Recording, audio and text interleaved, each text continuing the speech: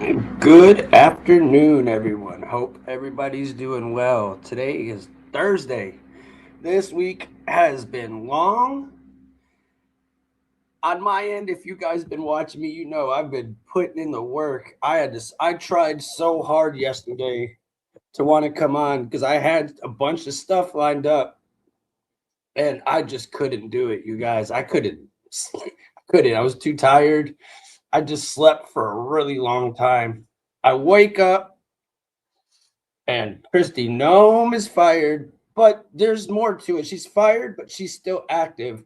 We're gonna go into that in a second. Hakeem Jeffries is gonna come out and basically flame her here in a minute, waiting for her live to come on. I was gonna show Trump, but then I looked into it and it's just like the soccer team coming in. I mean, we could go take a look at it, see if it's interesting, but I think there's enough things going on in the world that I don't really care about the soccer team. I'm gonna be honest with everybody. Who we got in the chat in here? Anybody? Um, I've got Kristi Noem, Hakeem Jeffries, Trump. I'll keep an eye on. I'll see if it's worth talking about. Maybe we'll go hit it up afterwards. Well, obviously, we'll talk a little bit about. We'll talk about Iran and what's new with that for the day. And then I'm gonna go into what yesterday what I wanted to show, um, which is Tim Walz and Ellison going in front of Jim Jordan for the fraud in Minnesota hearing. I heard that went down. So that's on the agenda. You know how we do it. Anything pops up or something good, I'll go to that. If you're in the chat, you got any different news, let me know. Other than that, right now, live, we've got Katie Noem. She's about to speak. So I might as well just go ahead and get to it so I don't miss her and just talk your guys' ear off. So let me go ahead and get to the stuff and I'll talk to y'all later. I'll talk to y'all in a little bit.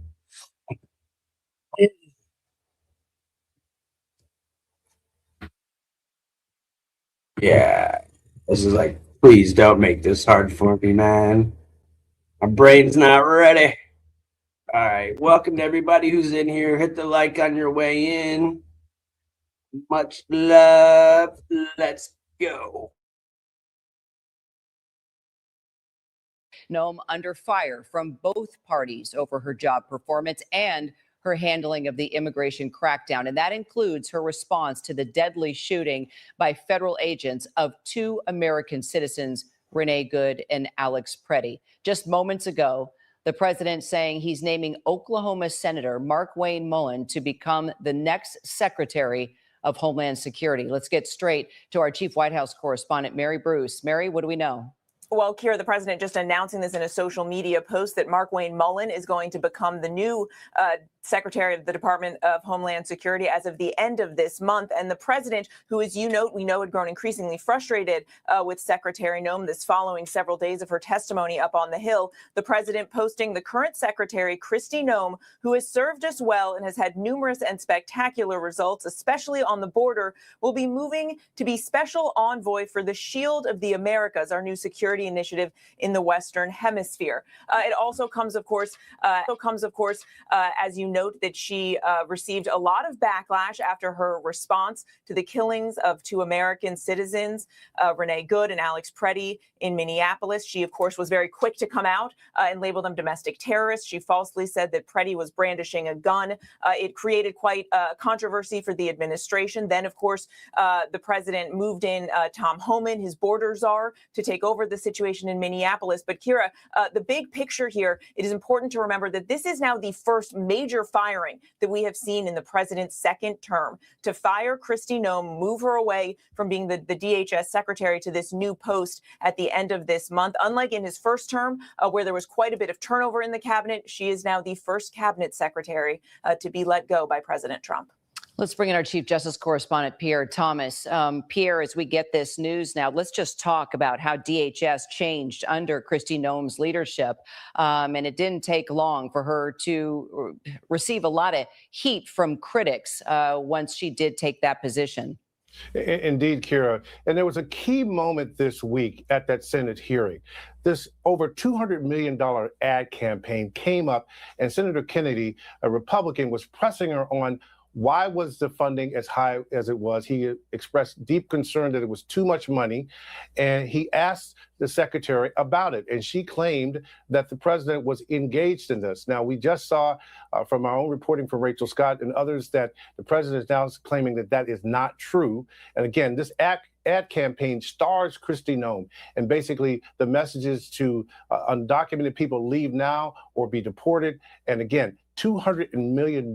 And you could see these ads during football games, during the NFL, college football playoffs, the NBA, all types of major ad buys for this particular campaign. And that appears to have played a key role. To your first question, the bottom line is under Kristi Noem, there were some positives for the administration in terms of the border being shut down, but the way that the internal campaign to remove people from this country was executed is apparently played a big role in this as well. As Mary said, Tom Homan taking over after the situation in Minneapolis spiraled out of control. And let's take it straight now to senior political correspondent Rachel Scott. I know you're en route to the Hill. You've been talking to your sources, Rachel. What's the word from lawmakers after Pierre just mentioned, of course, the testimony where apparently the president was not happy with how the now former secretary performed during testimony? Yeah, well, Kira, I'm told by multiple sources that President Trump was on the phone calling Republicans, calling allies, asking Noem. He was pointing out that he was clearly unhappy with that answer that she gave Senator Kennedy during these heated briefings and hearings on Capitol Hill. Listen, chat, the same person keeps saying the same thing over and over. She got released. Yes, she did. She lost her position as Department of Homeland Security Secretary. She got demoted to another position. She didn't get fired completely out of the administration. She is not the head of the Department of Homeland Security. Yes, she did. She is active for one more month. And then this congressman who is under right now they're going through the motions to get him in. He can't just get in there. They have to vote and go through the motions. So she's still active for one more month. Then she gets demoted to another position. Stop saying she didn't get fired. She got fired. She got demoted. She lost her job. That is not, she didn't just get promoted to a better position. No, dude, she was the face of ICE. Now she's not. What do you mean? Yesterday. I'm also told that there has been a lot of frustration with how Noem has handled several instances, not just this particular one on the Hill testifying before Congress, but also just a few days ago, it was her decision along with one of her top advisors, Corey Lewandowski, to ultimately pause and put a hold on TSA PreCheck due to the government shutdown. I'm told by multiple sources that then White House officials had to intervene then to correct that. So this is coming after a lot of frustration, not only from President Trump, but also top members of his administration expressing concern about some of her actions, and ultimately the president making this decision today to now get Kristi Noem out and completely replace her, Kira. And Rachel, let's talk more about the senator from Oklahoma, Markwayne Mullen, who now will replace former Secretary Kristi Noem there overseeing DHS. What more do we know about him, and your thoughts on why you think the president made this choice? In these final hours leading up to this decision, Kira, I'm told that I was told that President Trump was working the phone, speaking to Republicans on Capitol Hill. And this is something that the president does, right? He likes to get on the phone with Republicans and allies, and he asks them questions. So one of the things he was asking them is who exactly do they think should serve in this role? Clearly, the president is concerned about one thing, a confirmation battle ahead.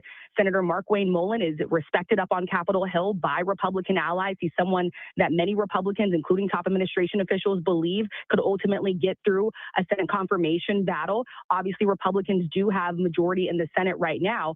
On top of that, Senator Mullen is also a firebrand. He is known for having some of these explosive exchanges, even on hearings on Capitol Hill. He is a fierce defender of the president as well. And top administration officials do believe he's someone that will be able to work more closely with the administration and more in line with the administration as compared to some of these recent incidents with Secretary Noem.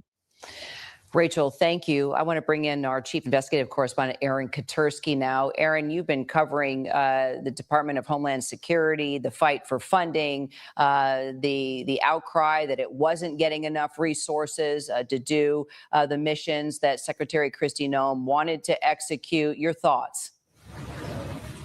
Kristi Noem's stewardship of the Department of Homeland Security, particularly the handling of the immigration uproar in Minneapolis, cost the Department of Homeland Security its funding, Kira. There have also been complaints by lawmakers in certain states over the way FEMA has operated and questions about readiness for natural disasters. Remember, the Department of Homeland Security has grown into this behemoth agency, but at its core is its title. It is meant to protect the American homeland. It was born after the September 11th attacks, and it appeared many critics of Kristi Noem had felt that she had become a distraction in that mission, Kira.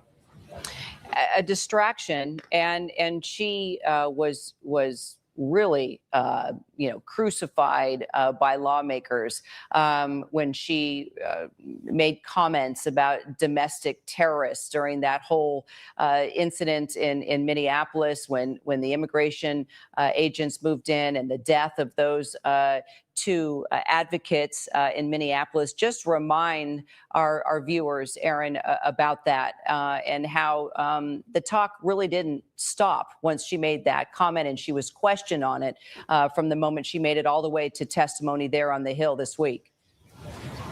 And lawmakers grilled her over her immediate characterization of the two, Renee Good and Alex Petty, who were shot as domestic terrorists, and there was no real investigation that has ever been made public anyway about how these shootings occurred, so much so that lawmakers pulled funding for the Department of Homeland Security until ICE can reshape its mission. The department is effectively shut down, and it comes at a time when the nation is at war in Iran, and there are real concerns about the threats that brings to the homeland, and whether Kristi Noem, as the secretary, was up to the job, even though it seemed it's this $220 million ad campaign that really drew the president's ire and became the final straw, Kira. That's a good point. Let's bring in Pierre Thomas on that as well.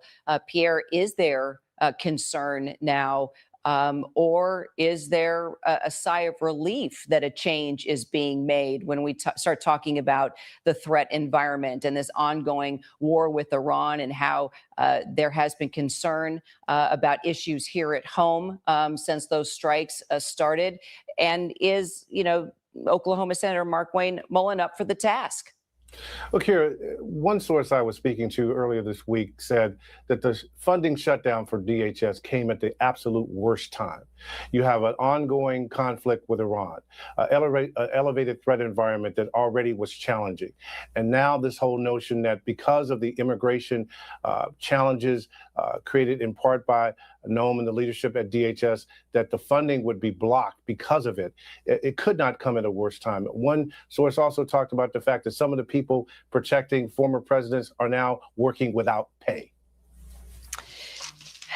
Mary Bruce, when we think about this firing and the level and the position that Kristi Noem had, we could look back at Mike Walz, who went from National Security Advisor to ambassador to the UN, and the questions that was being asked: will Kristi Noem somehow remain within the administration? What do you make about the fact that the president has put her into a different position, and what do you think of that position? Yeah, well, the president isn't getting rid of her entirely, but I think it is important to remember just how critical the issue of the border and immigration is to this president politically. It is one of the key issues that propelled him back to the White House and into this second term. He knows this is a priority for voters and his supporters, and it's part of the reason I think the president stood by Kristi Noem for so long. He was very proud of the work that she had done on the border, and in fact, he noted that in his post today. But it is clear that he grew increasingly frustrated just in the last few weeks. weeks. He had still been defending her publicly just a month ago, but something changed in the midst of this testimony. All of the controversy surrounding her comments over Minneapolis and Minnesota, and the president now moving her to this other position. Kira. Team, thank you. And our coverage will continue on ABC News Live now and abcnews.com. David Muir will be here with the entire team for World News Tonight. I'm Kira Phillips here in Washington. I'll see you back over on ABC News Live.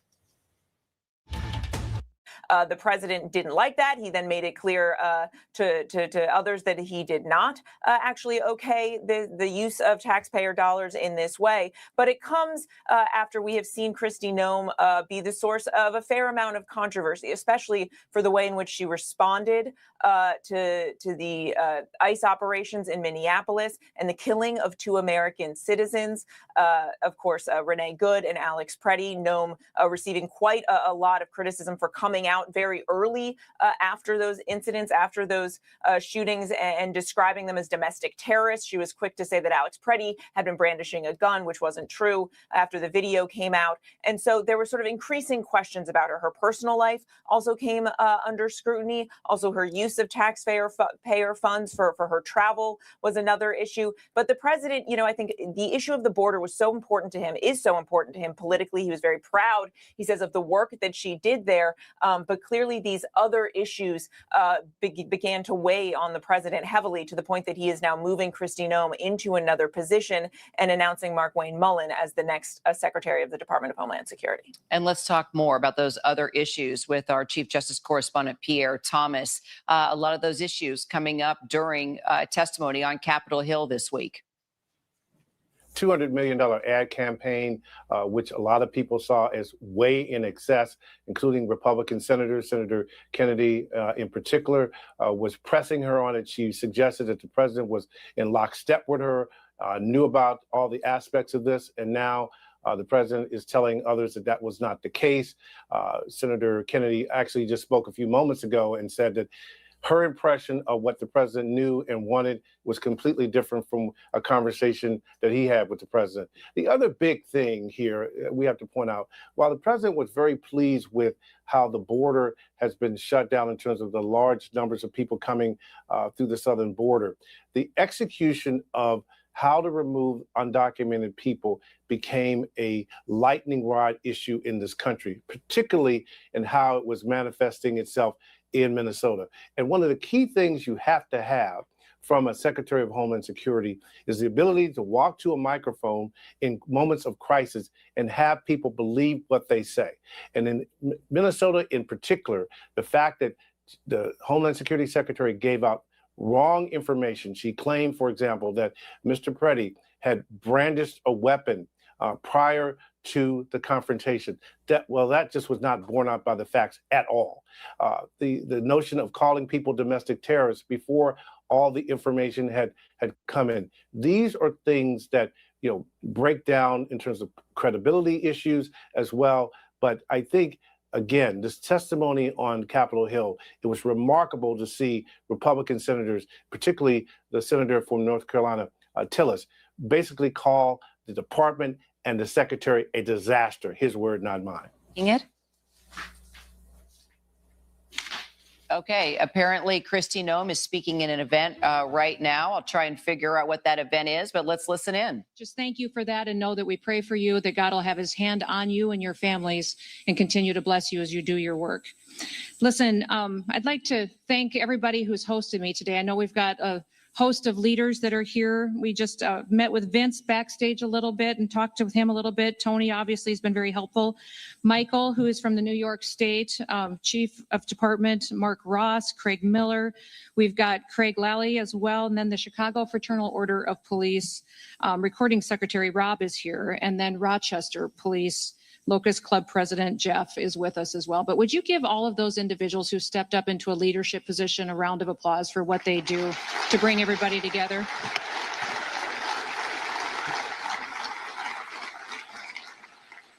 Now, in his State of the Union address just last week, President Trump reminded us of what it is every American's duty to do, and that is to serve the American people. That's what the government is to do, those elected officials and those that step up into public service, is to fulfill our duty to protect American citizens.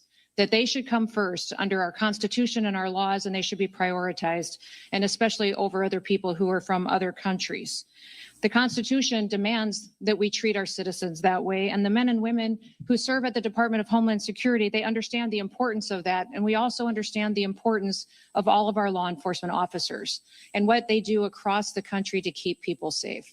The department was formed after the horrific events on 9/11, and just 2 years later, as Congress put the department together with the support of the president, 23 different agencies who had a nexus and a focus on defending the homeland were put in order to make sure that they were all following the same mission every single day. So it's a very diverse department. It not only has FLETC in it that trains over 130 different federal law enforcement agencies and officers from those agencies. It also includes CBP, ICE, CWMD, which is countering weapons of mass destruction. So some of you may have gone through some of those trainings to help us detect some of the threats here in our homeland, and also some of the trainings that it takes as far as responding to fires and 911 calls in different specific situations. We have intelligence agencies. We also cover FEMA. FEMA is a disaster response agency, but it also is the agency that's entrusted to run the government on our very worst day. If we had a tragedy in this country where we needed someone to step up because our leadership was not able to, that agency would be entrusted to do that and to maintain our critical infrastructure. So they ensure that they go forward and maintain our electrical grid and our critical infrastructure such as water and systems that we rely on every day to help the American people be safe and to still have their way of life. We also have CISA, which some of you may have worked with them, which is our cybersecurity agency, which goes out and not only hunts down bad actors that would attack us on our cyber systems, but also gives us mitigation measures for how we can harden our systems. All of these entities work together to serve the American people and to make sure that we're prepared for any threats that we may face, but also respond to them in a way that honors what our ideals are. The sacred duty of our government truly is that people are entrusted to secure the rights also of all the. Okay, so just want to set the scene for you. As you probably know by now, we just got word that the President of the United States has fired Kristi Noem as Secretary of Department of Homeland Security. Apparently, she was already set to give these remarks at 2 o'clock. She is in Nashville. She's addressing the Sergeant Benevolent Association Major Cities Conference, where she's talking about the impact of DHS and local law enforcement cooperation. But we found out that there was a live camera on her. So we're kind of standing by. We're monitoring this to see if she will say anything about the fact that the president has now fired her as Secretary of DHS, but moving her over to a different position. She's going to be moving over to Special Envoy for the Shield of the Americas. Apparently, this is a new security initiative in the Western Hemisphere, as the president describes it. He thanked Kristi for her service at the homeland and says that this announcement of this position and this new organization, he'll talk more about over the weekend. So we are going to go ahead and dip back in as the former secretary is making comments here about DHS and local law enforcement and the cooperation between the two at the Sergeant Benevolent Association Major Cities Conference in Nashville. We'll see if she acknowledges the fact that she has now been relieved of her position as Secretary of DHS. Chance to visit with you. I appreciate your wisdom and your advice as we continue to develop trainings and insight into how leadership can work together to make good decisions and to break down the silos between agencies so that we can work together more different, in better ways than we have in the past. And you know, we're seeing challenges across the country from judges and courts that are working to stop some of our efforts, that are looking to take away some of the protections that you need in law to do your work. And then also we're seeing some challenges from sanctuary states and sanctuary cities. In fact, after I get done sharing a few more words, I want to hear your questions on ways that we can help you do your jobs. If you're in a situation where the laws may be a little different than it is in other states, or you may have unique challenges that perhaps we could work together on to find ways to help you bring criminals to justice and to protect your community from public safety threats. America is the greatest country in the world, and it's the greatest country in the world that has great cities and great communities. Regardless of where people live, we need to make sure that they have an opportunity to go to work every day safely and to send their kids to school safely every day. Sanctuary cities do give us a challenge because it makes it difficult at times for law enforcement to do their work. And we see that many times when a city cooperates with the federal government, cooperates with our federal officers, that it is safer. In fact, 7 of our top 10 safest countries in the nation are not sanctuary cities. They're cities where the local law enforcement partners with us. They partner with our federal agencies, with the FBI, DEA, ATF, CBP, ICE, and our operations. And we've also seen across the country where 5 of our 10 most crime-ridden cities do not cooperate with us, where those that are not cooperative with federal officers will see challenges on their streets. We've seen a lot of different situations from city to city. The one thing I would encourage you that no matter how frustrated you may be with some of that we can find a way to work together to do some good work for our people. In fact, even in Memphis, where we saw different leadership, we had different parties in the governorship and in the mayor, we still were able to arrest and bring to justice over 2,600 criminals, and in a way that significantly dropped their crime rate and significantly helped those communities continue to take those public safety threats off the streets. We got over 150 different illegal sex offenders off of the street. We saw one of those arrests included a criminal illegal alien from Venezuela that was convicted of aggravated criminal assault and abuse of a child. I'm thankful that that individual is no longer on the streets because of the cooperation of those local law enforcement. We have agreements across the country called 287G agreements. I'm sure you're familiar with them, but there is 3 different models that are available. One is a jail model that helps us with some detention. The other is a warrant service officer model that is extremely helpful for us to make sure that we can take jurisdiction or of an individual who's a criminal in the safety of an environment of a courthouse or a jail, and they can be turned over to ICE or so that we have the ability to return them back home. And the other model would be in the task force model, which I hope many of you have the opportunity to cooperate with us in, where we can use our different authorities to go out and go after the worst of the worst, those targeted operations that go after violent offenders and criminal offenders, and that we can bring them to justice and get them out of your city and your state. We've seen that program go from before President Trump was in office to only 135 of those agreements across the country signed to now we have over 1,400 of them in place. And it's been very beneficial to make sure that we've removed over 400,000 criminal offenders out of this country. We've seen 3 million people leave our country that were here illegally, but over 750,000 of them were arrested and detained and removed. We'd much rather prefer that they volunteer to go home and that it can be a volunteer situation. But if not, if people are here illegally and committing crimes, we want to make sure we're able to detain them and get them out of your communities before we create more victims in the United States. I'm grateful for the work that you do because it's made a difference across this country. This last year, we've seen our murder rate in the United States of America drop to the lowest level since it's ever been recorded. And we've recorded our murder rate across the country for 125 years. And this year, we broke the record for the lowest murder rate in the country. And that's because of the work of individuals in this room and individuals that we've been able to partner with.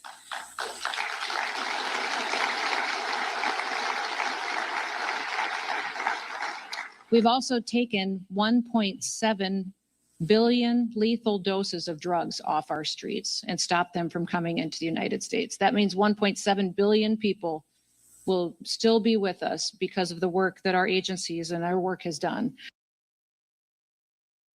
I'm going to say this one last time. She was demoted. She was the head of the Homeland Security, Secretary of Homeland Security. She got demoted to a lower role. You will not see her doing press conferences every day now. You will see another dude come in. It's a male now, and you will see his face. Quit saying that she didn't get. Look, if you worked at McDonald's and you were the general manager and they put you down at the register, you feel like you got fired. Most people quit, dude. You got let go. He said, I feel bad. I don't want to keep you, like, completely kick you out, so I'm going to give you a position. But she's not the one no more. So stop acting like you know what you're saying, because this is what's going on. And I got plenty more. Our Coast Guard is an important asset in the Department of Homeland Security, and they've worked with us, and maybe have worked with some of you in the room as well, to help interdict those drugs and stop them from coming into our country. You know, President Trump has been working hard to make sure that he's delivering on what he promised the American people, and that's to make America safe again. Oh, In doing so, we have gone out and found over 1,500 known and suspected terrorists. That all were right. let into So this country. we're following this live event of former DHS Secretary Kristi Noem because we're really not quite sure what's going on here. We know that the President of the United States came out and said that she is out of a job, and that he is announcing that the senator of Oklahoma, Mullen, will become the next Secretary of Homeland Security. Clearly, he's got to go through a confirmation process. The president said in his tweet that that should be happening March 31st, 2026. But we're watching this live event. It was scheduled to start at 2, but then the news came out that he was firing the DHS secretary. So we're standing by to see if she takes questions, if she acknowledges the fact that she has lost her job. She's at this event in Nashville, the Sergeant Benevolent Association Major Cities Conference. She's talking about the impact of DHS and local law enforcement. And she even said, here's what we want to do for you. Here's how DHS wants to support local law enforcement so we can all work together. So she's still talking as if she is DHS secretary. And Pierre Thomas, Chief Justice Correspondent, let me bring you into this, because is she still the secretary of DHS until the confirmation hearing happens and Oklahoma Senator Markwayne Mullen replaces her? Can you sort of explain how this will work? Precisely. The Truth Social post appears to suggest that she is still the current Homeland Security Secretary, pending the senator being put in the job should he be confirmed. So there's a reference to the notion that she will be Homeland Security Secretary through the end of this month. So that means that you have this period of time where she's the Homeland Security Secretary, a bit of a lame duck, if you will. Lots of critical things going on, lots of critical decisions to be made. But it sounds like the White House and a number of other people will be very much heavily involved in the day-to-day while this transition takes place, because clearly the president was not comfortable or happy with the way she had been performing, hence the move. You know, you think of, okay, she's taking questions now, Pierre. Let's listen in. I've always wanted to ask her this. You sure can. Secretary. Yes, sir. Yes. Oh, thank you. Given our current state of Chicago, we have no talk about the temporary law enforcement. More of a target of this class. A lot of great Benson, extreme person. A lot of people, they just go after the lack of a better term, commodity. Kind of like they've been there 30 years, they're not causing trouble as opposed to criminal use. Right. I think that needs to be the focus. It's that needs to happen. Yep. Yeah, no, I think that's great advice. I don't know if you guys heard that question, but he talked about targeted enforcement. And Rob was saying how it's much more effective in a lot of, especially these sanctuary cities, where we can work on targeting those individuals who have a criminal history besides their legal status that may be in violation of their visa or work permit, but that we work on those and make sure we're going out and doing that with the local law enforcement as much as we possibly can. And that is something that we are going to continue to do and make sure that we're focusing and prioritizing those individuals and make sure that we're addressing the public safety threats there. Thank you. Yes, sir. Tax-free pensions for retirees, law enforcement. Okay, let me visit with him about it. That'd be great. Well, we're talking about doing some other tax benefits for other, so that may be something we could wrap into that conversation. Great idea. Perfect. Yes, sir.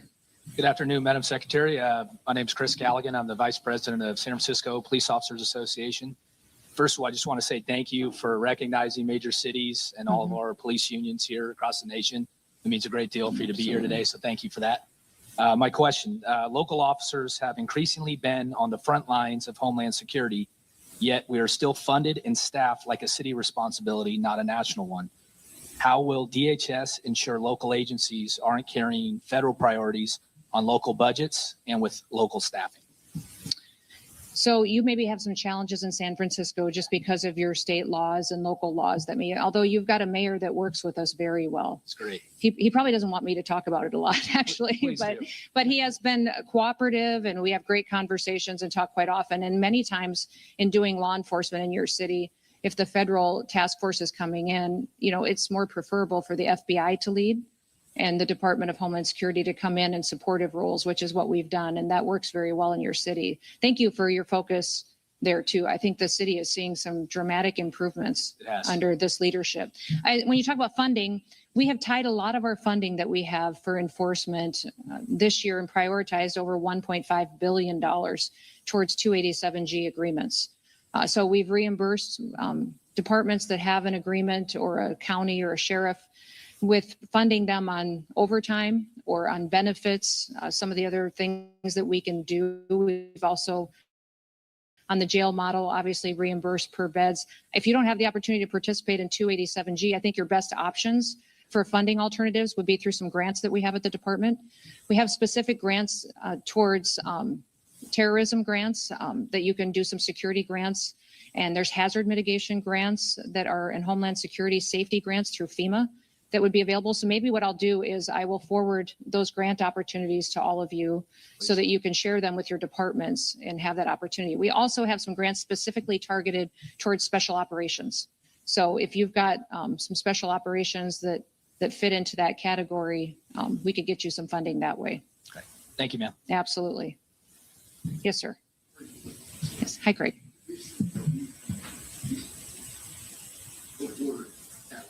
Yes.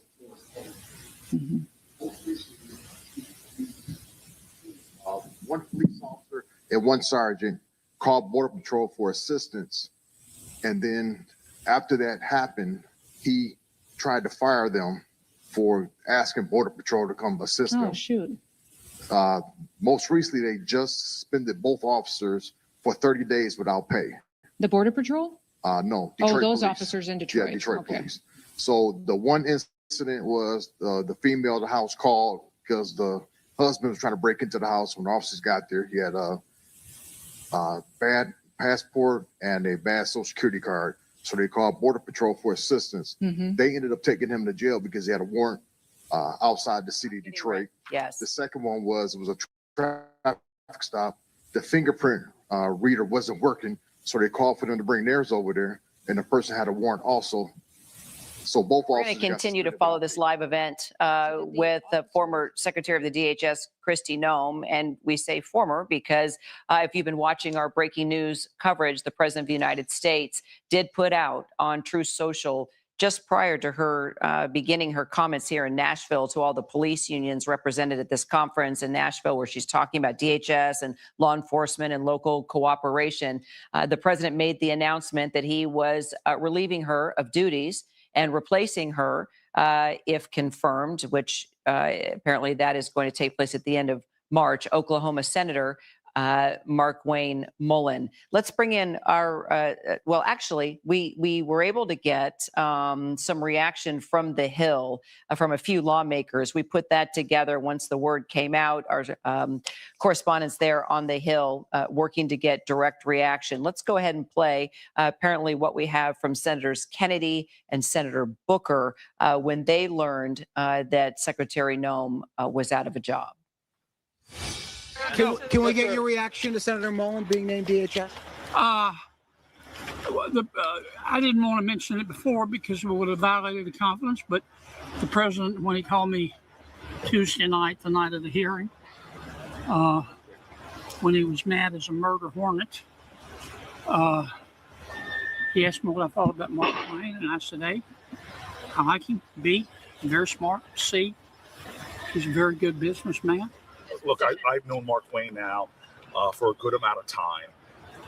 It is not about the head of this agency. It is about what the agency is doing in our communities. And obviously there'll be hearings, and I think a lot of this should be brought out. But we have an agency that is out of control. And what they're doing in our communities, what they're doing to the Constitution, their reckless, continuous violation of court orders, even Republican-appointed judges, they are routinely violating those court orders. That makes this whole agency, to me, morally bankrupt.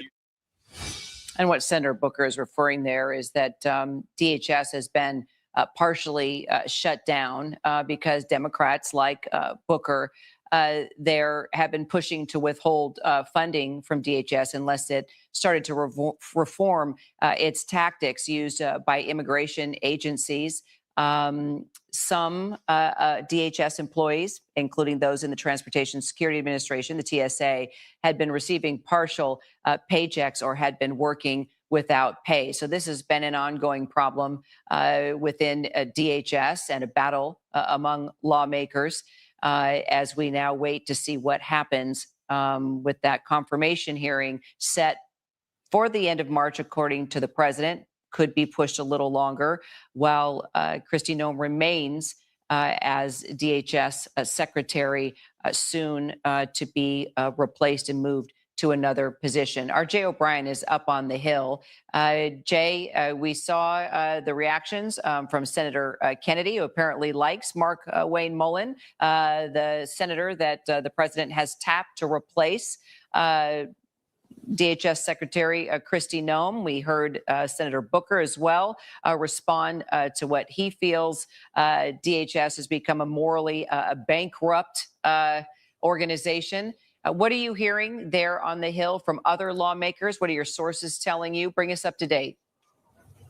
Before we get into that, Kira, we just heard from Senator Mark Wayne Mullen, who just spoke to reporters right here as he ran up the steps of the Capitol. There are some reporters, you can see some of them over my shoulder waiting for him to return. He didn't take many questions, but he indicated that he's got a lot more conversations to have with President Trump before he sets his full agenda as someone who would be put forward to lead DHS. But more importantly, he was asked, when did you find out that you were going to get this job, that the president was going to tap you to be the Secretary of Homeland Security? And he said, quote, I found out a little before you guys did. And then he ran into the Senate. And again, we're waiting for him to return if he's going to take more questions. To your point about some of those lawmaker reactions, the most notable one in there is Senator John Kennedy, Republican senator of Louisiana, because he engaged in some tough questioning against Noem when she was up here earlier this week for a hearing before his committee. And he asked her specifically about the more than $200 million of ads that DHS spent, and those ads starring Secretary Noem. And Kennedy said, first, he viewed that as an overspend. He viewed that as a misuse of government resources. And he accused the secretary of using those ads to try to elevate her profile. And what Kennedy just said to reporters moments ago is that he gave the White House a heads up that he was going to have some tough questions for the secretary, particularly about those ads. And he said he spoke to President Trump after that hearing, and he said the president was, quote, mad as a murder hornet about how the secretary had answered his questions. I asked Senator Kennedy, did you get a sense then that the president was going to oust Noem? He said you'd have to ask the president that question, but all of it to say it's very clear that those 2 days of marathon hearings up here on the Hill in both the Senate and then later the House yesterday were a turning point for Secretary Noem, Kira. Yeah, turning point indeed. And this news came fast and furiously as well. Mark Wayne Mullen saying to reporters there, he found out just a little bit before we did. And it definitely sent all of us scrambling to get the news confirmed into air. I want to bring our Rachel Scott back, who covers the White House and the Hill for us. Let's talk a little bit about Mark Wayne Mullen, the senator from Oklahoma, who did briefly speak with reporters there. Rachel, I don't know if you had a chance to speak with him, but we are learning a lot more about him. He's been in the Senate since 2022. He served in the House for 10 years. He's a member of the Cherokee Nation and a former MMA fighter. Quite a colorful background indeed. But tell us if you've had a chance to talk to Mullen as he apparently... Okay, go ahead. Try and get him, April. Or Rachel, yeah, can you get him? Yeah, he's coming down the stairs right now. It's funny, you know, Jay had just mentioned that a bunch of reporters are waiting for him down the steps of the Capitol. I'm one of those reporters. Unfortunately, Kara, we can't really bring our live cameras over here in this direction. He's standing at the top. He's shaking some hands of some Capitol police officers. You can kind of hear some of the reporters yelling behind me as he's making his way down the stairs. Give me, because this might get a little hectic in just a little bit of a moment here. Can you as take he us makes there? his way down.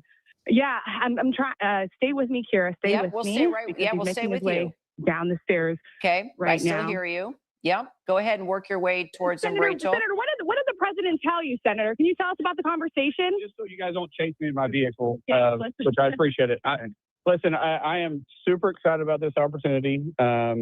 It came at not a complete surprise, but it came at a little bit of surprise for us. And so the president and I, as you guys know, we're great friends and we get along great. I look forward to working with him and his cabinet. Of course, we still got to go through this little thing called confirmation, and we're going to get started on it right away. So what did the president tell you? What did he say to you? You guys have been with me long enough, asking enough questions. You know I don't share private conversations with y'all. Right.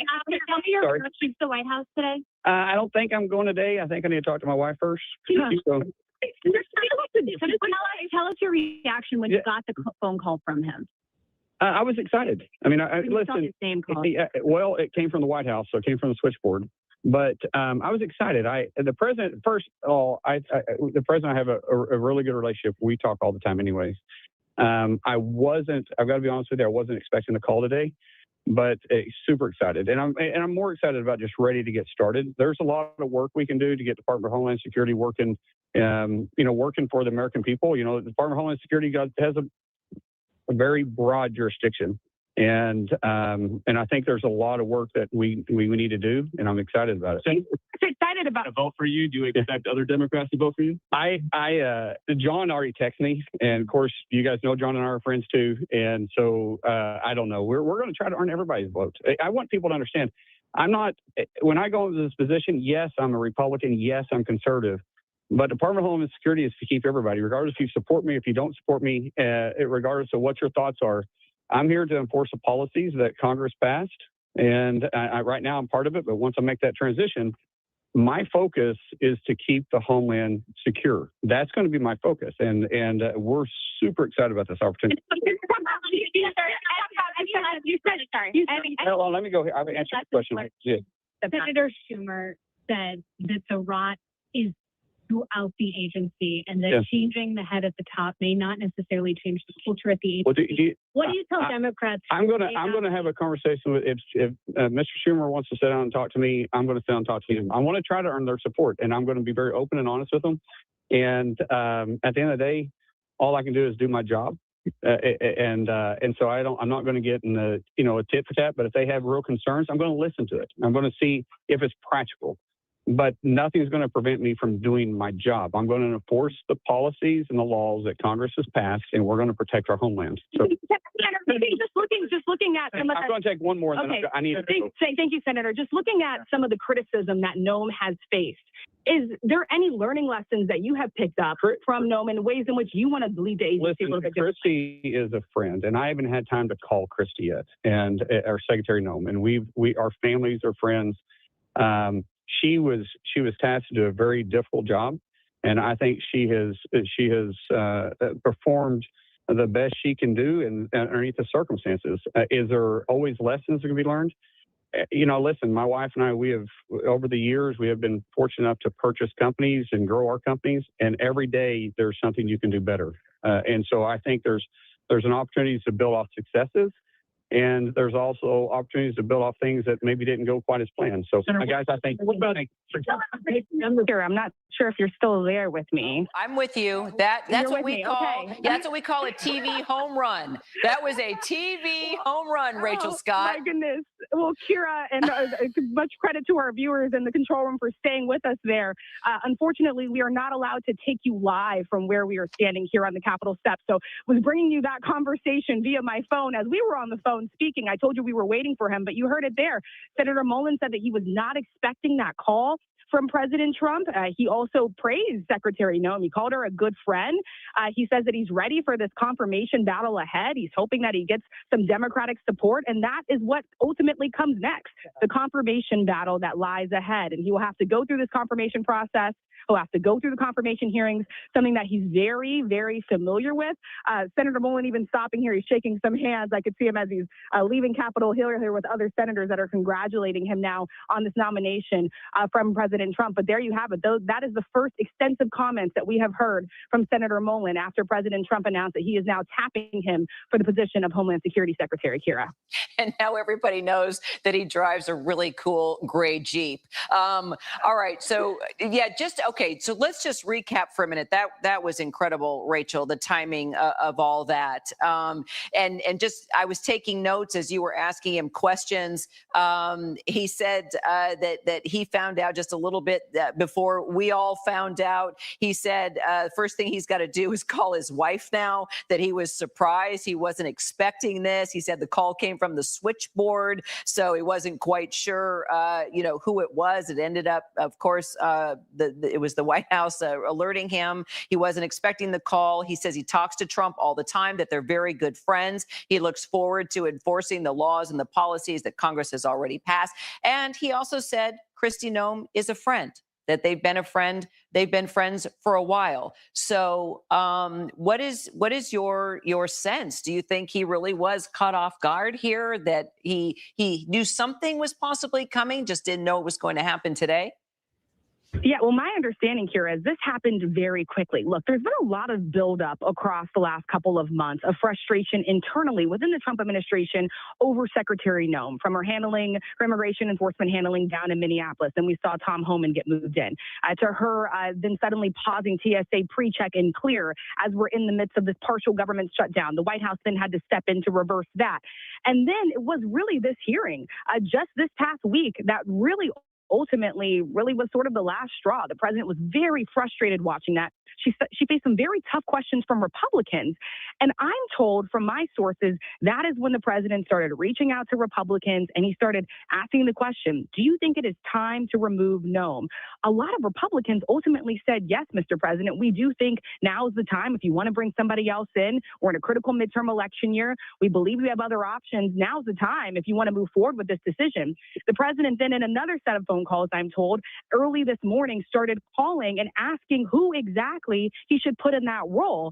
And Senator Mullen was one that several Republicans, I'm told from sources, were floating. They said that he would be great for this role. You mentioned he is an MMA fighter. We've seen him in some of these Capitol Hill hearings even. He's not afraid to go on the offensive. He's not afraid to be tough. He has a little bit of that fire that President Trump likes when it comes to defending his administration and his policies. And so I'm told it happened very quickly from the moment that the president started expressing some concern about Noem to the point in which he is actually calling Senator Mullen to offer him the job. I think something that surprised me is that the call came from the White House switchboard, because we all know President Trump has a cell phone number, and that pretty much any Republican here on Capitol Hill, including many reporters, have been able to reach him via that cell phone number. So I'm a little surprised that it came through the official way, but ultimately he said that he was not expecting that call that he got today. And like you said, Kira, he says he has to go home and he's got to talk to his wife about it. So smart man there. Yes, definitely. Yep. Happy wife, happy life. And now if he is confirmed, he is definitely going to be taking on a very challenging position after everything that has happened surrounding the Department of Homeland Security and Kristi Noem's leadership. Okay. So Rachel, I know you have a lot to do. If you can stay with us, great. I know our Jay O'Brien is not far from you. He's over there on the Hill as well.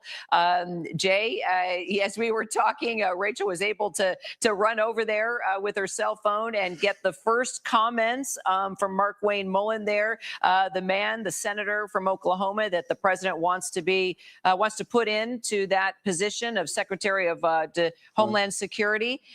Your thoughts and the reaction around you? I know everybody was dashing to get first comments from him. Can I just explain why I was laughing when you came to me? You said Jay's not far away. You want me to show you where Rachel Scott is? She's right over here. This is where she was doing the rest of her phone call with you. Markwayne Mullen was on those steps over there. I was here. The cameras, just for your understanding, Kira, they're not allowed to go past this curb because the rules of the Capitol. You can only shoot iPhone over there. So Rachel was over there with an iPhone. We'll stay there I haven't seen you together. all day. I got him on the way out. That's right. Nice That's right. That's right. I'll see you later. I know you have to get to work. All right. So Okay. we're going to let Rachel get to work.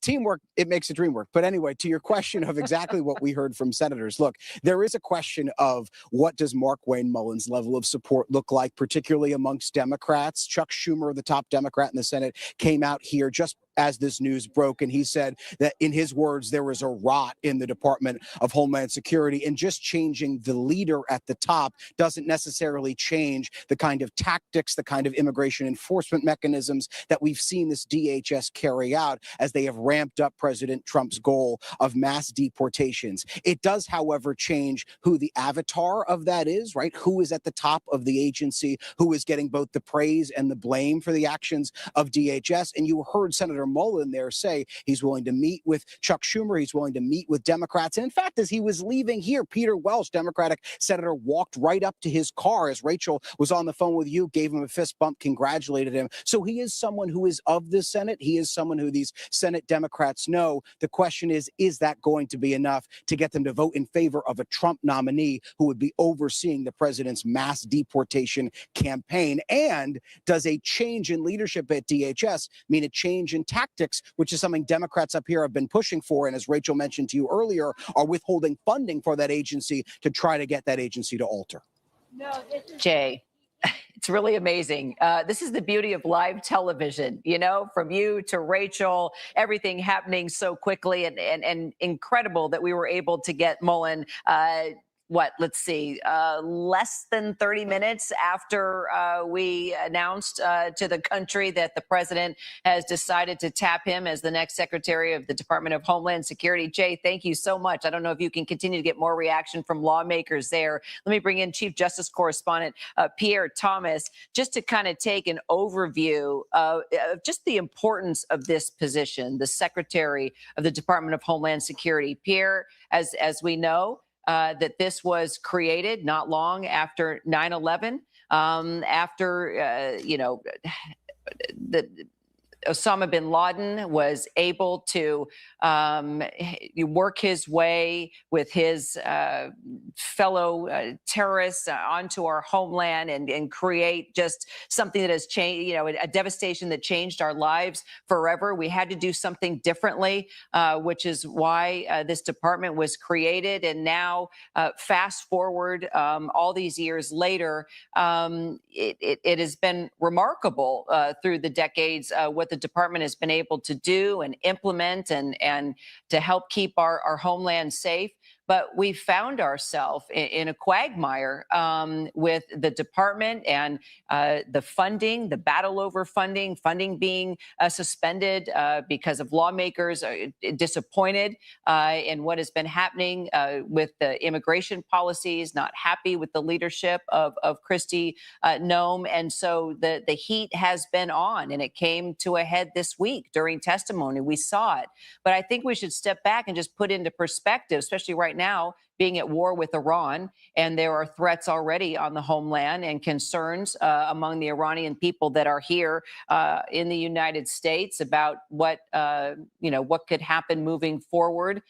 This is an extremely important position. It's an important department when you look at everything that is under the Department of Homeland Security. So this is a big move. Kira, make no mistake, the Department of Homeland Security and the Homeland Security Secretary is one of the most important jobs in all of the federal government. They oversee how the airports are secured. Every time you get on a plane, they oversee the protection of the President of the United States. They oversee the Secret Service. They are responsible for developing the strategies to deal with the border, to deal with the immigration. It also is an agency that, along with the FBI and the Department of Justice, the Attorney General, is really protecting the country in the most meaningful ways that we can think of. So this job make no mistake, is incredibly important. And it comes at a time, this transition, where the country faces enormous challenges. There's the war with Iran and concern that Iran might have proxies or sleeper cells or sympathizers or just people who are unstable who might act out. We saw what just took place in Texas just a few days ago, where a suspect had an Iranian flag on his T-shirt. They're still trying to figure out exactly what role that played in his thinking, but clearly that was in that person's mind with the clothing that he was wearing. So there are a number of key things that Homeland Security must be in control of. And I also am struck by the fact that the cabinet secretaries will probably be taking note that when they have these appearances on Capitol Hill, there's an audience of one that they need to be very concerned about in terms of their performance. Yes, and that leads me to our Selena Wang, who covers the White House for us as well. Let's talk about the fact that this is the first cabinet secretary to be fired in Trump's second time in the White House. We remember the first 4 years of the Trump administration. It was a revolving door with advisors and secretaries and generals. I mean, there was so much upheaval. And there was talk that this time around he was picking allies. He was picking people he was close to. He was creating a cabinet that the cabinet that he wanted.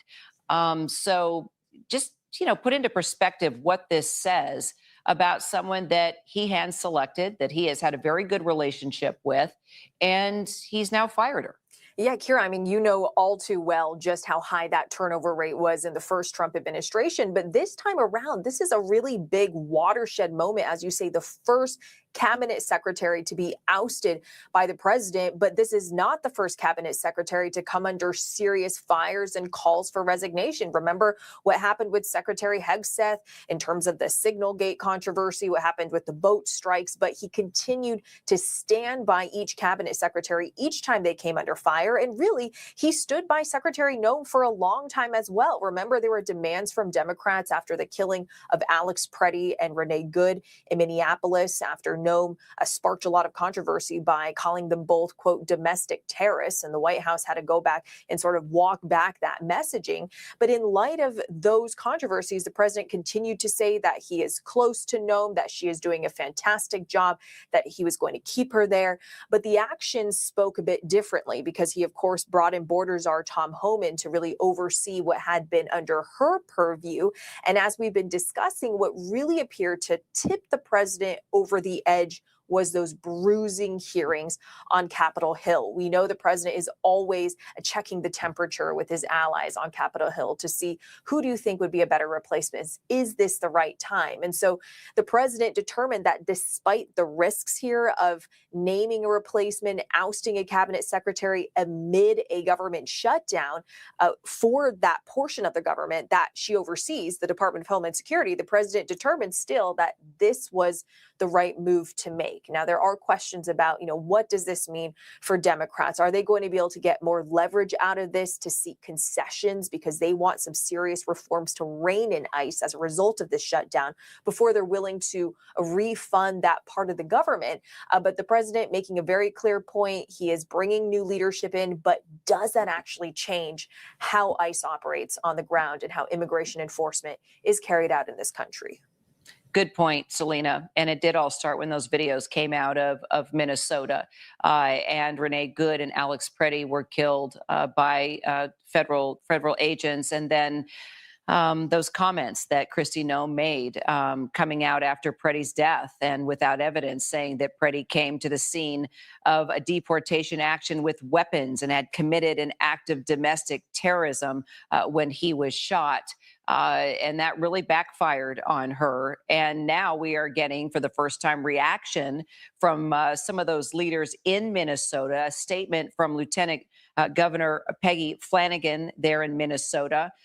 She says this on Trump's firing of DHS Secretary Kristi Noem: "Don't let the door hit you on the way out. Just because you got fired, Minnesotans won't forget what you did to our neighbors. We will continue to fight for you to be held accountable. This is a move many of us have organized for Trump's DHS has killed 2 Minnesotans, terrorized our immigrant communities, detained citizens, and traumatized our children. But make no mistake, changing the head of this agency will not change the direction of his mass deportation agenda. It's time to rip ICE apart.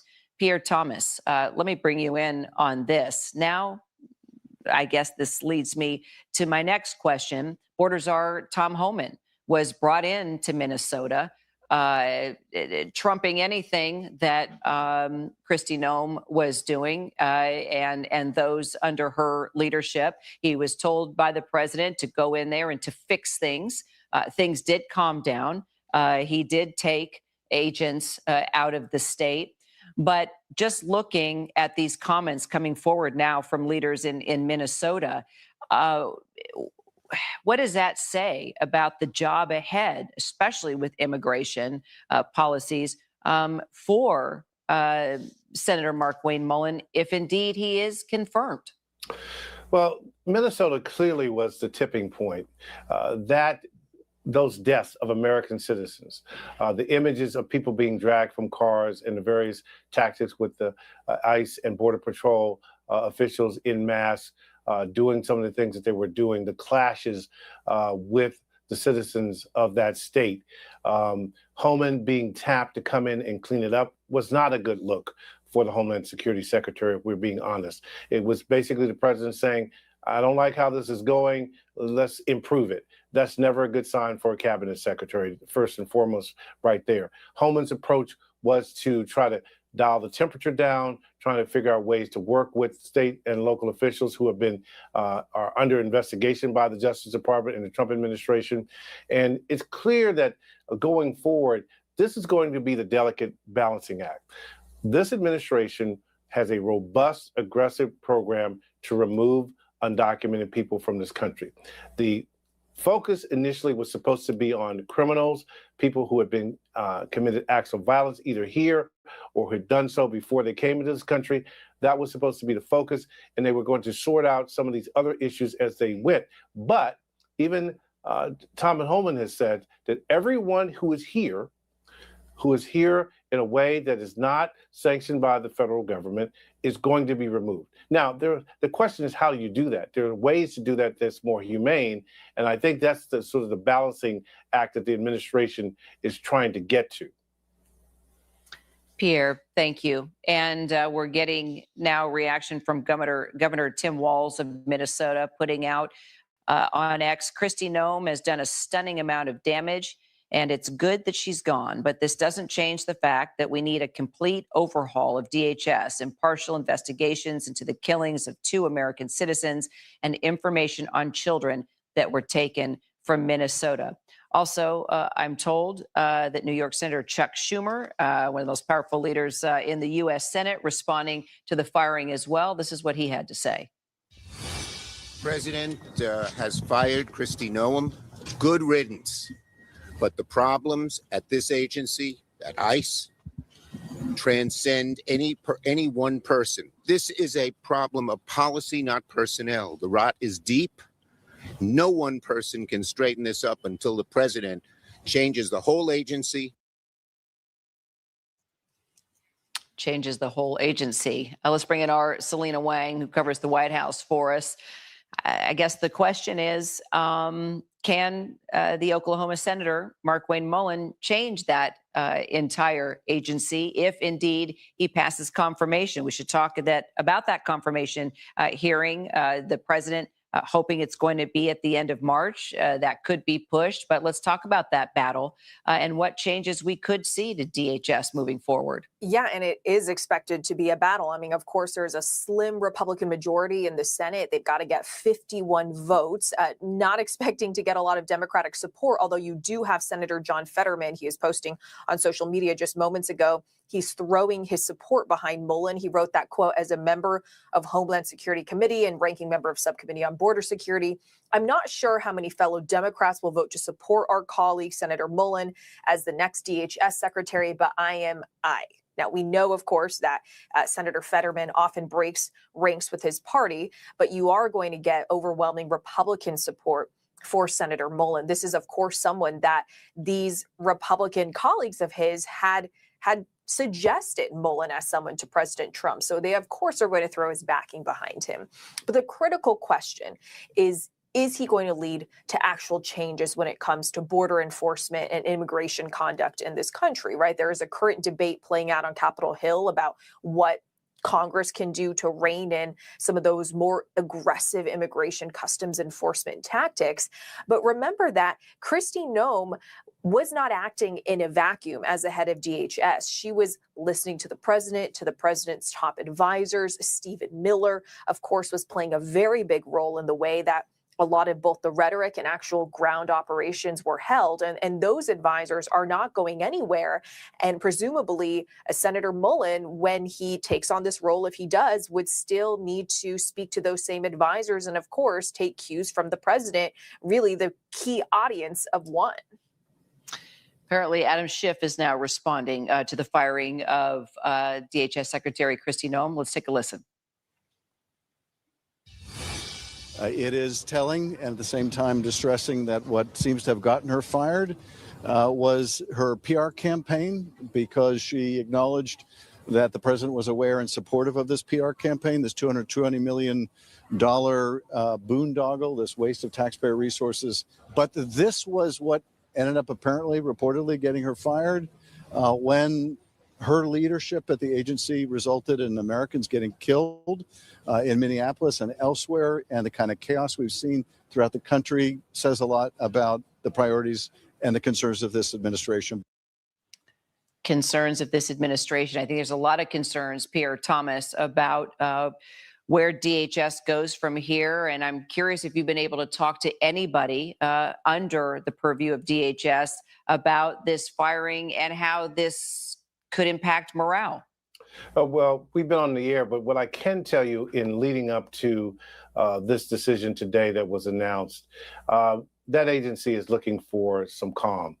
That agency is looking for some clear leadership in terms of, sort of dialing back the fact, some irrefutable facts. When an agency like the Department of Homeland Security is involved with killing 2 American citizens, just think about that. The deaths of 2 American citizens. It causes all of them to look at what they're doing. Also, the notion that the agency is responsible for so many important things. Like every time you walk into an airport, when you're on a train traveling back and forth across this country, these people are responsible for protecting you. And I think given what's happened in Minnesota, the key here moving forward is, can the new incoming Homeland Security Secretary create a dialogue? You heard the senator from Oklahoma talk about the fact that he's willing to talk with the Democrats, because it's clear that this White House and everyone knows that that's a department that needs to serve everyone. That's a department that's responsible for protecting all of us. And while the immigration issue is incredibly important, it's the overall umbrella of what the organization is responsible for that calls for cooler heads to prevail and for firm, strong leadership. Pierre Thomas, Selena Wang, thank you so much for helping us get through the breaking news. We will be right back with more, so don't go far.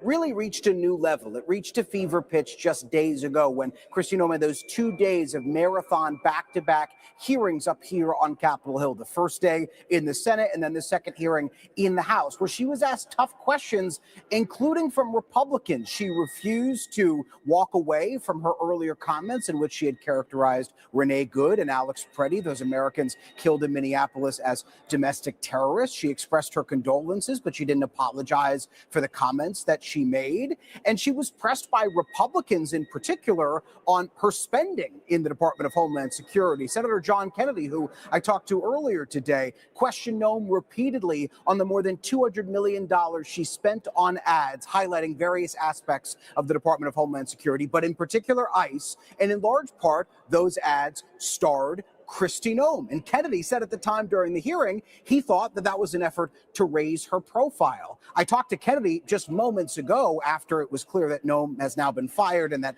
Markwayne Mullen has been tapped as her replacement. And he said he talked to President Trump after that hearing when he repeatedly pressed Trump's previous hand-picked choice to run DHS. And he characterized the president as being, quote, mad as a murder hornet, not at Kennedy for asking the hard questions, but at Noem in how she answered them, and in particular saying that the president seemed to, in Noem's characterization, sign off on the expenditure of those ads, something that the White House has said is not true, or White House officials, I should say, have said is not true. All of that to say, this reached another level this week. Kristi Noem had survived various other issues with the department and some bipartisan scrutiny in the past, but after those hearings, it became clear that a new leaf was turned here, Kira, and there were Republicans who were against her staying in that job. Well, let's talk about what this all means and the next steps on Markwayne Mullen's confirmation hearing, and how long will Noem stay on the job? So according to the president's post, Noem will stay on until the end of this month. And that's when, in theory, Markwayne Mullen would be confirmed, unless he would be appointed acting Secretary of Homeland Security. He's got to be confirmed by the Senate. The Senate is controlled by Republicans, so he's likely to get the 51 votes he would need to get over the goal line, in particular because Markwayne Mullen comes from the Senate. He's a popular Republican senator, really on both sides of the aisle, but in particular amongst his Republican colleagues, who would be the deciding factor here. So it's very likely he can get confirmed. One of the questions hanging over him, though, is how many Democrats could he get to vote for him? You heard Markwayne Mullen say to our Rachel Scott earlier today on the steps of the Capitol, you're seeing images of him walking in. As he was walking out, he said, look, he would meet with Democrats to discuss their concerns. And already Democrats are not coming out against Markwayne Mullen, but they are saying they have deep concerns still about the Department of Homeland Security, and this doesn't change that. Chuck Schumer said, in his words, there was a rot inside that department, and just changing the leadership at the top doesn't change that. It's worth pointing out, remember, Kira, the Department of Homeland Security is shut down right now. It has technically been shut down now for 3 weeks as Democrats hold firm and refuse to vote to fund the agency until Republicans agree on reforms to ICE. Kira.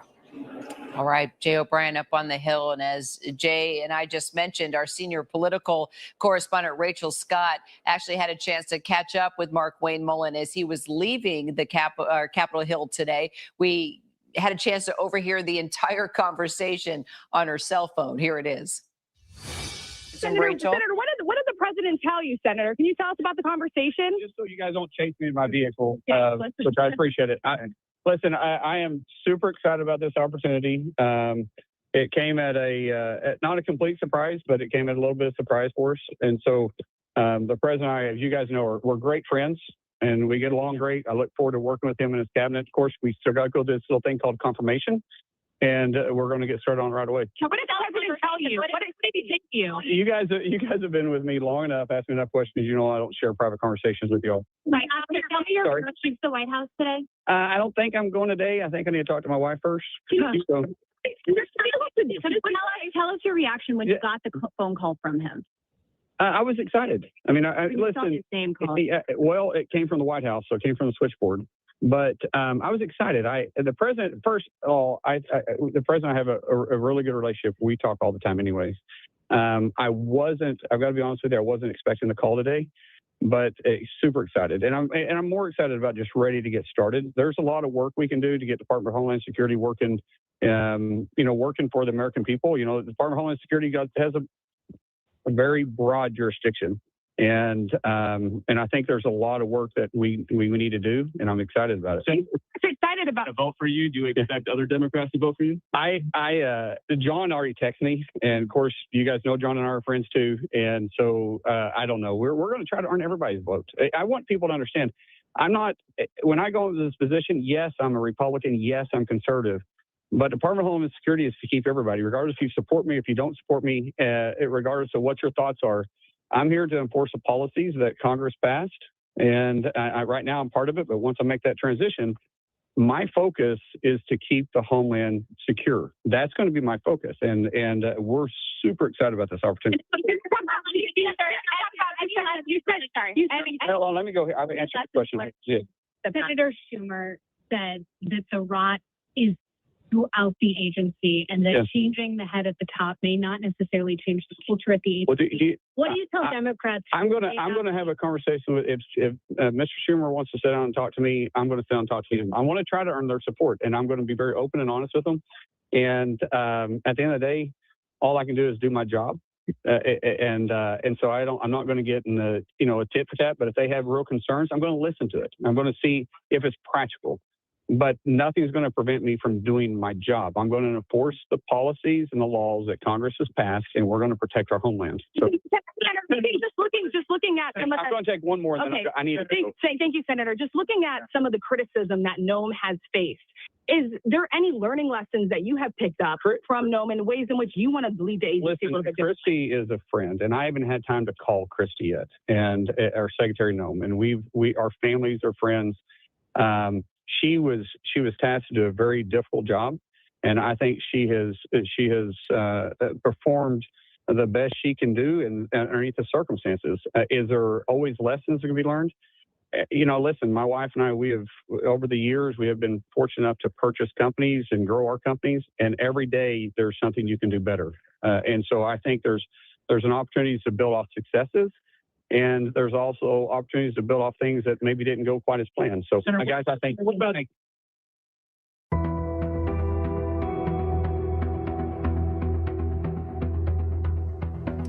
100 hours of Operation Epic Fury. To Khamenei select as their leader defies the reality on the ground.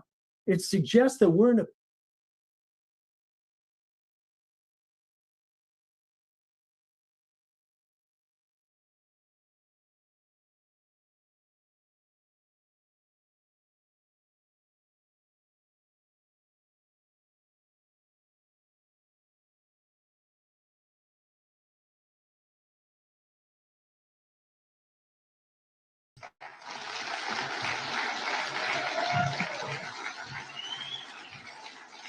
Attorney Kristi Noem, who happens to be my boss. So, welcome.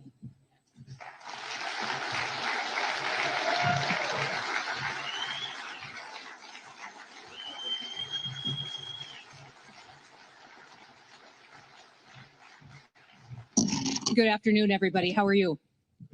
Good. And Tony's doing a good job, isn't he? He's doing a fantastic job. Well, thank you for giving me the honor and the blessing of getting to come and spend some from the bottom of my heart and my family's heart. I want to say thank you. Thank you for all that you do to keep people safe and to uphold your oath to be out in our communities, protecting people from public safety threats, but also being an example to our next generation of Americans.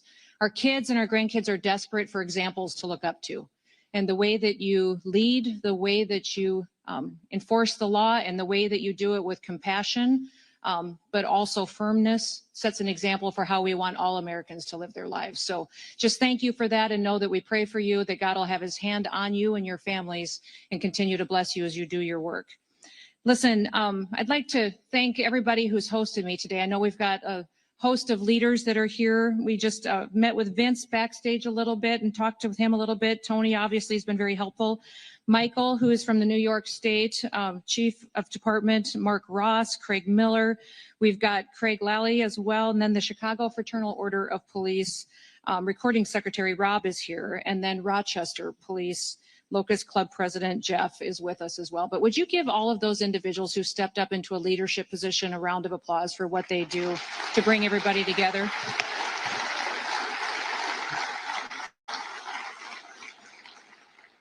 Now, in his State of the Union address just last week, President Trump reminded us of what it is every American's duty to do, and that is to serve the American people. That's what the government is to do, those elected officials and those that step up into public service, is to fulfill our duty to protect American citizens, that they should come first under our Constitution and our laws, and they should be prioritized, and especially over other people who are from other countries. The Constitution demands that we treat our citizens that way, and the men and women who serve at the Department of Homeland Security, they understand the importance of that, and we also understand the importance of all of our law enforcement officers and what they do across the country to keep people safe. The department was formed after the horrific events on 9/11, and just 2 years later, as Congress put the department together, with the support of the president, 23 different agencies who had a nexus and a focus on defending the homeland were put in order to make sure that they were all following the same mission every single day. So it's a very diverse department. It not only has FLETC in it that trains over 130 different federal law enforcement agencies and officers from those agencies. It also includes CBP, ICE, CWMD, which is Countering Weapons of Mass Destruction. So some of you may have gone through some of those trainings to help us detect some of the threats here in our homeland, and also some of the trainings that it takes as far as responding to fires and 911 calls in different specific situations. We have intelligence agencies. We also cover FEMA. FEMA is a disaster response agency, but it also is the agency that's entrusted to run the government on our very worst day. If we had a tragedy in this country where we needed someone to step up because our leadership was not able to, that agency would be entrusted to do that and to maintain our critical infrastructure. So they ensure that they go forward and maintain our electrical grid and our critical. No puedo creer lo que aguanta mi marido en la cama ahora con este nuevo Viagra genérico de 87 centavos. Infrastructure such as water and systems that we rely on every day to help the American people be safe and to still have their way of life. We also have CISA, which some of you may have worked with them, which is our cybersecurity agency, which goes out and not only hunts down bad actors that would attack us on our cyber systems, but also gives us mitigation measures for how we can harden our systems. All of these entities work together to serve the American people and to make sure that we're prepared for any threats that we may face, but also respond to them in a way that honors what our ideals are. The sacred duty of our government truly is that people are entrusted to secure the rights also of all the American people. You know, the Declaration of Independent states that governments derive their powers from the consent of the governed, which is the people. The people give us the right to do our jobs each and every day.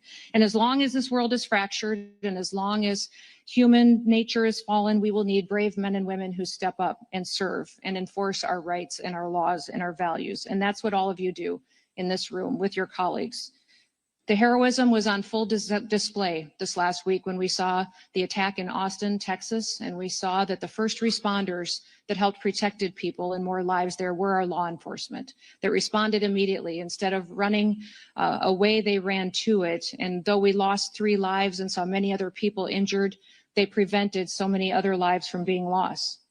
We're very grateful that they are willing to do that and to serve in such a way. In fact, it reminded me of the quote that is often attributed to George Orwell that states, "People sleep peacefully in their beds at night only because rough men stand ready to do violence on their behalfs," which means you step up in order to protect people, and you do it in a way that other people often are never going to be required to. When tragedies like what we saw in Austin take place, it's your leadership and it's your decision making that make all the difference. You use judgment, and we entrust people entrust you with their lives. You're on the front lines of leadership, and you have the responsibility of guiding and also shaping the next generation. So we thank you for that, and we thank you for what you do. I know that I've met many of you in the room. I've had the chance to visit with you. I appreciate your wisdom and your advice as we continue to develop trainings and insight into how leadership can work together to make good decisions and to break down the silos between agencies so that we can work together more different, in better ways than we have in the past. And you know, we're seeing challenges across the country from judges and courts that are working to stop some of our efforts, that are looking to take away some of the protections that you need in law to do your work. And then also we're seeing some challenges from sanctuary states and sanctuary cities. In fact, after I get done sharing a few more words, I want to hear your questions on ways that we can help you do your jobs. If you're in a situation where the laws may be a little different than it is in other states, or you may have unique challenges that perhaps we could work together on to find ways to help you bring criminals to justice and to protect your community from public safety threats. America is the greatest country in the world, and it's the greatest country in the world that has great cities and great communities. Regardless of where people live, we need to make sure that they have an opportunity to go to work every day safely and to send their kids to school safely every day. Sanctuary cities do give us a challenge because it makes it difficult at times for law enforcement to do their work. And we see that many times when a city cooperates with the federal government, cooperates with our federal officers, that it is safer. In fact, 7 of our top 10 safest countries in the nation are not sanctuary cities. They're cities where the local law enforcement partners with us. They partner with our federal agencies, with the FBI, DEA, ATF, CBP, ICE, and our operations. And we've also seen across the country where 5 of our 10 most crime-ridden cities do not cooperate with us, where those that are not cooperative with federal officers will see challenges on their streets. We've seen a lot of different situations from city to city. The one thing I would encourage you that no matter how frustrated you may be with some of that we can find a way to work together to do some good work for our people. In fact, even in Memphis, where we saw different leadership, we had different parties in the governorship and in the mayor, we still were able to arrest and bring to justice over 2,600 criminals, and in a way that significantly dropped their crime rate and significantly helped those communities continue to take those public safety threats off the streets. We got over 150 different illegal sex offenders off of the street. We saw one of those arrests included a criminal illegal alien from Venezuela that was convicted of aggravated criminal assault and abuse of a child. I'm thankful that that individual is no longer on the streets because of the cooperation of those local law enforcement. We have agreements across the country called 287G agreements. I'm sure you're familiar with them, but there is 3 different models that are available. One is a jail model that helps us with some detention. The other is a warrant service officer model that is extremely helpful for us to make sure that we can take jurisdiction or of an individual who's a criminal in a safety of an environment of a courthouse or a jail, and they can be turned over to ICE or so that we have the ability to return them back home. And the other model would be in the task force model, which I hope many of you have the opportunity to cooperate with us in, where we can use our different authorities to go out and go after the worst of the worst, those targeted operations that go after violent offenders and criminal offenders, and that we can bring them to justice and get them out of your city and your state. We've seen that program go from before President Trump was in office to only 135 of those agreements across the country signed to now we have over 1,400 of them in place. And it's been very beneficial to make sure that we've removed over 400,000 criminal offenders out of this country. We've seen 3 million people leave our country that were here illegally, but over 750,000 of them were arrested and detained and removed. We'd much rather prefer that they volunteer to go home and that it can be a volunteer situation. But if not, if people are here illegally and committing crimes, we want to make sure we're able to detain them and get them out of your communities before we create more victims in the United States. Introducing the Earnify Fleet Card, where fuel, savings, rewards. I'm not gonna lie, I'm super bored with the Kristi Noem thing. First off, she definitely got demoted. If you read the question, read it clearly. It says, I'm gonna read it. I'll read it for you guys since you guys are too slow for yourself. I'll read it out loud and slow for you. Should Trump have fired Noem from DHS SEC? Did I say from his administration? No. I said from DHS SEC. So none of y'all can either read or you're dumb. One of the two. You either can't read or you're stupid. I don't know what to tell you. She got demoted, bro. What do you want? I don't care what he said on social because we already showed it. We've already heard it all. She got demoted to a position that doesn't even exist yet. Okay? So yeah, she's still on the administration, but the position she actually has doesn't even exist. It's not been formed yet. It's a future job. So stop being so stupid. If I were to play Fox, y'all would be crying, oh, this is Fox, fake news. I give you another side and y'all are still stupid. It's hilarious how dumb y'all are. Never in my life have I been around more dumber people by the thousands ever. And there's so many smart people out here. Thank God for the smart people, but the rest of y'all are dumb as hell, bro. So now we're going to get into a different topic because it's dead. There's nothing left to really say about this topic because she got fired. She got demoted. You're not going to see her face after about a month. She's going to go ghost face, and then it's over with. Then she's out of the news cycle. So all you liberals and all you dummies in here that are crying, don't worry. You won't see her in a minute. And then you'll say, well, where'd she go? Yeah, she got fired. The fuck?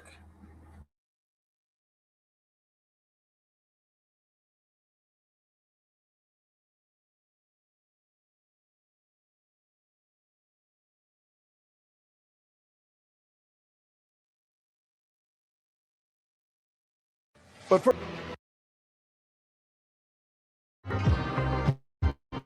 Stop and savor the strawberries.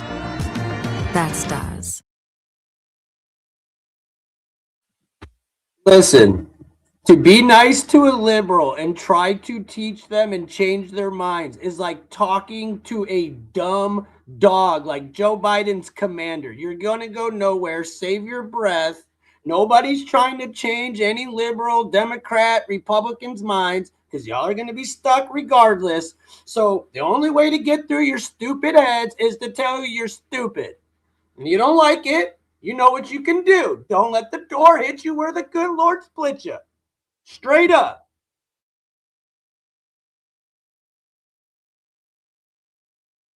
That's the sound of an American oil company hard at work. Want to be a part of it? Listen up. Hello, my name is Adam Ferrari, and I'm the All right, we are back, and you can see that President Trump is now seated at this roundtable that's covering artificial intelligence, AI, and affordable energy around all of this. A lot of big tech executives there. The president has said they are going to pay for the expansion, but he's talking about Iran right now. Let's listen in. And if we didn't terminate the worst deal, one of the worst deals ever made, the Obama nuclear deal, I call it the Obama nuclear deal, where he gave everything to Iran, including a nuclear weapon. It was a road to a nuclear weapon. Bad things would have happened 4 years ago because they would have had a weapon 4 years ago if I didn't terminate that deal. It's an amazing thing that's taking place before your eyes, because for 47 years we were pushed around, and we shouldn't have been. And I think any longer. A big factor was Soleimani, the killing of Soleimani in my first term. And maybe the biggest factor was the rebuilding of the military in my first term. And then the B-2s hit and I use the word obliterate because it was a complete obliteration of their nuclear potential. And that set them back very, very seriously. If we didn't hit within 2 weeks, they would have had a nuclear weapon. If we didn't do the B-2 attack a number of months ago, they would have a nuclear weapon. And when crazy people have nuclear weapons, bad things happen. So we're in very good shape now. I want to let you know that, and we will continue forward. But it's a great display of military strength, and I'm very proud to have, with some of the people in the room, both senators and congressmen, we rebuilt, and women, we rebuilt our military during the first term. And we're using it a little bit more than I thought we would have to. Venezuela worked out really great. We have a wonderful relationship with the president and the various representatives. And we're taking out hundreds of millions of barrels of oil. And that goes to our benefit and to Venezuela's benefit. They'll be doing better than they've ever done before. And we will get a big piece of that. And we'll also make life wonderful for the people of Venezuela who have been very, very badly hit. So that's a lot said in a short period of time, but you can witness it for yourself. Losing your hair? Tired of hiding and looking older than you really are? With Bosley, you can get your real hair back. Jackie. Thank you, Caroline. Obviously seen the update from the State Department on the 17,500 Americans that have already come back, including some 8,000 just yesterday. There are still 6,000 that are looking to get out, as I understand it. And just in the context of what you just told Garrett about the president's decision on a timeline, if he had decided to do this strike before receiving, the specific intelligence about the meeting on Saturday, should there have been more done in advance of the strikes to try to get those Americans in the region resources and information to get home before day 3 of the war? There was many signs put out by the State Department, and I wish that everyone in this room would report on them. The Secretary of State issued in the region. On January 14th, the U.S. mission to Saudi Arabia advised personnel and Americans to exercise increased caution and limit non-essential travel to any military installations. On February 11th, the U.S. Department of State Consular Affairs shared a list of countries with level 4 do not travel advisories. You can't be much more clear than that. Do not travel to these following countries. On February 23rd, the U.S. Embassy in Lebanon ordered non-emergency government personnel and family members to leave Lebanon due to safety risks, and we helped them do that. On March 2nd, the State Department urged U.S. citizens to depart Lebanon immediately. With respect to Iran, on February 27th, the Secretary designated Iran as a state of sponsor of wrongful detention and stated no American should travel to Iran for any reason. And again, on February 27th, the U.S. ambassador to Israel warned Americans to leave Iran, and they provided travel advisory alerts through the U.S. Embassy in Jerusalem. So the State Department was all hands on deck on advising extreme caution and do not travel alerts to Americans in the region. With respect to the Americans who are still in the region now, again, the State Department is asking that they register at the website so they can directly identify you, and we are actively and rapidly working to charter flights. There is some commercial flights that are taking off intermittently from these countries, and we plan to get Americans on board as quickly as possible, again, free of charge to them. And we have some additional measures that I think will be announced in the coming days. Again, I can also reiterate from the president's perspective, this is something he's brought up directly with our allies and partners in the region, that we expect their help in getting Americans home, and we will do that, and we will not rest until every single American is returned home safely. Thank you. And then one follow-up just on how people might be experiencing this at home. With respect to the economy and the cost of oil spiking, is there a need to start those Navy escorts in the Strait of Hormuz now to sort of blunt the impact to people? And also, because Spain is a member of the EU, does that at all put a wrinkle in the president's plan for a trade embargo with them? With respect to Spain, I think they heard the president's message yesterday loud and clear. And it's my understanding over the past several hours, they've agreed to cooperate with the U.S. military. And so I know that the U.S. military is coordinating with their counterparts in Spain. But the president expects all of our European allies, of course, to cooperate in this long sought after mission, not just for the United States, but also for Europe, to crush the rogue Iranian regime that, again, not only threatens America, but also threatens our European allies as well. With respect to oil prices and the economy here at home, of course, this is something that Secretary Bessent, Secretary Wright, the National Economic Council of Energy, that is led by Secretary Burgum, has been long working on and well in advance. Yesterday, President Trump announced the U.S. Development Finance Corporation will provide political risk insurance at a very reasonable price for crude carriers and cargo ships operating in and around the Gulf. And as you pointed out, Jackie, the president said, if necessary and when appropriate, the U.S. Navy will begin escorting tankers through the Strait of Hormuz.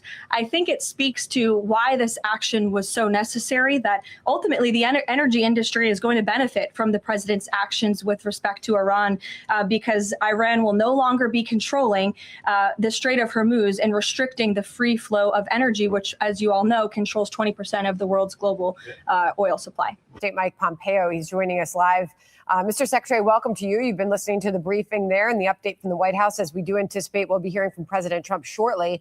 Your thoughts on what you just heard and what this means for this going forward? Well, Senator John, it's great to be with you. Look, I think she laid out precisely three things that are important. One, the reason for the president's efforts in Iran, right? 47 years of Iran being at war with us. Second, she talked about the reason for the timing of this. Why now? And then finally, she answered that important question about, like, could President Trump have just kicked the can down the road in the same way that so many previous presidents had? And that was just unacceptable risk to the United States of America for him to have done that. So he's done the right thing. She spoke about the successes to date. No one's saying victory is at hand, but they've talked about the enormous successes in the opening half a dozen days of this conflict. The Iranian regime is weaker today than it was 5 days ago. Moreover, the American people are far safer than they were 5 days ago. Mr. Secretary, though it's not a stated goal of this administration, the president has talked about the benefits of regime change in Iran. But the question is, what does that look like? There's talk that Khamenei's son may become the next Ayatollah unless there is some sort of popular revolt within Iran. And if there is, what comes next? Well, look, as for that particular individual, he's got blood on his hands as well. That seems a very difficult person for the West to have swallowed once we've done all this hard work. I think the Israelis would likely share that same view. And as for others, what the United States is going to demand, no matter who ends up in charge, is that they, John, they behave like a normal nation, right? That's all we've ever asked of them. Don't build nuclear weapons. Don't threaten Israel with ballistic missiles. Don't now attack your Muslim brothers in the Gulf Arab states. Don't run a terror campaign all throughout the Middle East, in Syria and in Lebanon and Iraq and in Yemen. Those are the things we're going to ask of the next set of leaders. The Iranian people will ultimately get to sort that out. The IRGC, right there, force that owns about a fifth of the Iranian economy, will have something to say about this. They're not going to go quietly into the night. But the pounding that they have already taken and the pounding that I expect that they will take in the days ahead will greatly diminish their capacity not only to terrorize the world, but their own citizens inside of their country. On chartering these flights and getting those Americans that may be in harm's way out, Caroline Levitt just said this. SAT3 from our bank, guys. And we are actively and rapidly working to charter flights. There is some commercial flights that are taking off intermittently from these countries, and we plan to get Americans on board as quickly as possible, again, free of charge to them. And we have some additional measures that I think will be announced in the coming days. What is your assessment how this is going? TurboTax locations are now open in your neighborhood. So hand off your taxes to an expert. Look, these are difficult things. I remember when COVID hit. Sandra, you'll remember this too. We had to evacuate hundreds of thousands of people when the world was shut down. Commercial air wasn't happening. It was even hard to move vehicles in many countries. So this will be a difficult undertaking. I think the administration is serious about this. They've been thoughtful. They're going to marshal the resources, but you have to get these folks to a place where they can actually go to an airport where that is safe, and then find enough seats, enough capacity to actually get them home. Secretary Rubio, I'm sure, will be leading this charge, and I'm confident in the days and weeks ahead, the volume of people that can come back who choose to. I've talked to Americans in the region who think, it's pretty damn safe here, actually, in Abu Dhabi or in Riyadh. They're not worried and not anxious to get home. But those who want to come home, I'm confident the United States government will do everything they can to assist them in getting out of what they view as harm's way. Yeah, we pointed out a short time ago that Admiral Robert Harward, retired, is in Abu Dhabi. He was playing golf this morning as he appeared with Harris. I know Admiral Harward pretty well. That doesn't surprise me. I'll bet he didn't hit a straight one, though. Well, he didn't seem to think that a golf course was high on the priority list of targets for Iran. I want to come back to this idea, Mr. Secretary, of what happens after the bombs stop falling, because you can take away Iran's ballistic missile program. You can take away their potential for making a nuclear weapon, at least in the interim. You can maybe even stop their malign support for proxies throughout the Middle East. But if you don't change the regime, I mean, aren't we just going to be back here in 5 years or a decade doing this again? John, that could well be true. Sometimes you just take down risk for the moment, right? If we got 5 or 10 years of stability and peace from Iran, that'd be a major accomplishment for sure. Second, we shouldn't diminish that the regime has already changed. Everyone says, is the regime going to change? Make no mistake about it. The theocracy that was in control of Iran for the last 47 years is no more. That the change has already occurred. Now we need to sort through what that's going to look like. Some of that we can influence and impact, and some of it will ultimately be up to the Iranian people. But I'll remind you, John, this isn't just about Iran either. It's about the Gulf Arab states, Israel's right to exist, peace in the region, and the Chinese Communist Party and the Russian influence in the region almost all flowed through Iran. I promise you, no one's going to start to pick the Chinese and the Russians as their defense partners after they've seen the U.S. decimate Chinese and Russian equipment, technology, and structure for their military. The Chinese Communist Party has been diminished as well. And President Trump should get all the credit that's so much deserved for having done that. More work to do, but a lot already accomplished. Secretary Pompeo, appreciate your time today, sir. Thank you so much for joining us. Thank you, John. Thank you, Sandra. All Great right. to be Thanks, with you Mr. both. Secretary. We'll see you again soon. Our next guest flew F-22s, retired U.S. Marine Corps officer and Top Gun instructor Dave Burke joins us now. Good morning to you. Good morning. Good Thanks morning. for having me back. Thank you for coming on again. Thank you, first of all, for your course. service. Tell us about this mission. How are we accomplishing this? Well, listen, I'm learning a lot as we go, as you see, but it is so clear to me that what you have right now is the full array of capability, trained, equipped, in place, with a recent history of being successful and a ton of confidence that the equipment we have can do exactly what it needs to do. And that's what's playing out. It is plain as day that that's what's playing out. You know, David, can you speak to the soldier right now? What's going through their minds? Because, you know, there's a lot of chatter online about the families. Obviously, you know, all of us have talked about, we're praying for our troops, the men and women that's doing this job to protect our country. What's going through their mind right now with an operation like this? I love that question. Listen, none of us in the military, former and current, want war. We don't want to go to war. In fact, we want to avoid it. But if we get to a position where that is our only option, the best thing we can do for our men and women in uniform is give them not just the training, not just the equipment, but the support and the confidence and the belief. So I think what you have right now is people in uniform knowing that we support them and believe in them, and they're in a position to do their jobs and be successful. That breeds a ton of confidence. So we're looking at an operation now, depending heavily on the air. This is going to be an air campaign. This is not Iraq. There's no ground component. When you have the USS Ford, you have all the naval assets in the area. You have 40,000 there. How do you coordinate the skies with another nation? Yeah, this is a massive logistical effort, and you're bringing to bear the most capable aircraft in the world in the history of combat.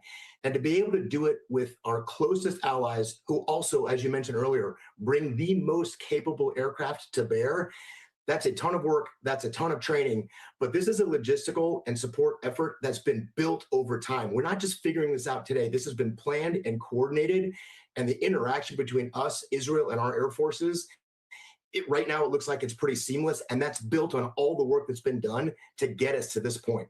You know, Dave, I remember with Operation Midnight Hammer, which was last June, the president, remember he came out and he released those images, and we saw the actual strikes on the nuclear facility with the B-2 bombers. Will we see that? Will we have something similar to that? Because what we're seeing now is this. Not much. Yeah, exactly. We're not seeing much. When will we see the results from what our military did today? Yeah, I think you will see that over time. Just about every strike we conduct, we are using precise GPS, laser-guided, very accurate weapons. And we get a lot of what we call BDA, Battle Damage Assessment. We get real-time feedback. I'm sure right now in the very early stages, they're going through that, but eventually I think that's going to be released. And just like we saw last summer, and Brian and I talked about that in great detail as it happened, you're going to see the visual feedback of what we're doing, and I think we're going to get a lot of that on display. Former CIA director and former CENTCOM commander, retired General David Petraeus, who actually co-authored the surge strategy, which was so successful in Iraq. And he saw the Iranian damage up close and personal to many people that he knew. General, your assessment of what we just learned from the Secretary of War and Chairman and Joint Chiefs of Staff. Well, I think this confirms that there is very good progress against all the different target sets. You just enumerated them again, but certainly the missile capabilities, the drone capabilities, the Navy, any residual nuclear capabilities, and of course the leadership across the board, starting with the Supreme Leader and continuing even apparently the assembly of experts that we're gathering to pick the next Supreme Leader. And then trying to set conditions if there is a force within Iran that breaks off from the regime or enters. You heard some discussion of the Syrian Kurds and so forth that could actually topple the regime. That's not something in general that is possible from the air. And so I think the president has been very careful after the initial conversation that he had with the American public to establish that we are setting the conditions for that. It's going to have to be those on the ground who take advantage of that. I will say that I'm sure that Central Command, which I was privileged to command as well, of course, is very focused on the so-called missile and drone math, but particularly the missile math. Again, how many missiles do they have left? How many launchers, which is even more critical because that's what puts them in the sky, going after the future capability, the manufacturing facilities, and then how many of the high-end interceptors do we have together with our Gulf state allies, partners. And we're talking not just ground, but also all those on the ships in the Gulf, outside it, in the Mediterranean, and integrated with all the Gulf states, and also, of course, with Israel and their very comprehensive layered defense system. So, General, we're learning more about the operation, and there's some reporting that talks about that the president got a call from the prime minister on last Monday about the coordinates of this meeting that they were able to take out, the Israelis. And that's when the president greenlit this mission. The combination of the threat, obviously, that they laid out in that press conference, do you agree with the president and the Defense Department that that was the right move to make, considering they had that one shot to take them all out at one time? Yeah, let me describe the dynamics here. A short answer is yes, but let me describe the dynamics. A lot of us felt that Israel was going to strike Iran again within a month or two because of concern about the reconstitution of the missile stocks, which, despite the great Israeli and American defenses, still 5 to 7% of those got through in the 12-day war. I was just in Tel Aviv a few weeks ago. I saw the damage. They're still rebuilding from some of that. So that was a factor. There was also a sense in the U.S. that the nuclear talks, that the Iranians were just stringing us along. That got very frustrating. And then you get this exquisite intelligence and an opportunity to achieve at least tactical surprise. I think a lot of us felt that there was going to be something. I'm sure the Iranians did too. And the stunning miscalculation and arrogance of the supreme leader, seeing that we hadn't attacked in the early hours of the morning, which is when we do normally conduct these operations, they decide to gather in daylight, and that exquisite intelligence enabled the forces to take him out. And a number of other leaders in that meeting, and then also others across the board in the senior ranks of the defense ministry, the minister, their chairman of the Joint Chiefs equivalent, the head of the Islamic Revolutionary Guards Corps, and so forth and so on. And that has continued, as has the effort. Again, we're talking about probably 4,000 total targets now between the Israelis and the Americans. And what we're doing now, because of the achievement of, at very least, air superiority, if not air supremacy, essentially the Iranians are defenseless at this point against air attack and missile attack, as long as you stay above a certain altitude. So now it's not just the B-2 bombers that have been deployed. It's now the B-1s and the B-52s. This is the real heavyweight stuff, carry enormous bomb loads, very precise, and they're now able to get into this fight as well. All right, you got to stop buying generic Viagra if y'all over 40. You can get 9 pills of 100 milligram generic Viagra for. General, go ahead. General, we had heard about targeting the ballistic missile sites, that we weren't able to target those unless they were firing off missiles, and then we knew from where they were coming. Do we have more intelligence on that so that we can make sure we get all their ballistic missile sites and we don't have to keep going back in?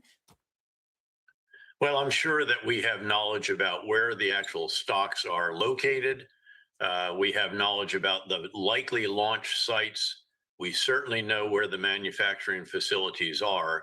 And we have very persistent intelligence, surveillance, and reconnaissance assets to enable us to identify activities that could indicate that there's going to be a launch. And this is really the focus of this campaign right now. I would say probably the main effort, because we want to dramatically reduce their ability to launch missiles and also drones, given the impact that they can have. You know, the Emiratis in particular have done spectacularly well against all of this. They invested not just high-end missile defense, but also in short-range air defense. So you're not sending a $2 million missile to take down a $20,000 drone. Nonetheless, there's still a couple of dozen that have gotten through, and we've seen what that has done. The Fairmont Hotel in flames, a port damaged very heavily, airport, all the rest of this. So that's really the main effort, I suspect, right now, along with ensuring that the naval capabilities are taken down very dramatically as well. And that is definitely happening at the same time. General Petraeus, thanks so much. Thanks for the instant analysis on the ongoing fight in Iran. General David Petraeus. This might be the only delivery service that actually feels chef made, because it is. This is Cook Unity, and if you're someone that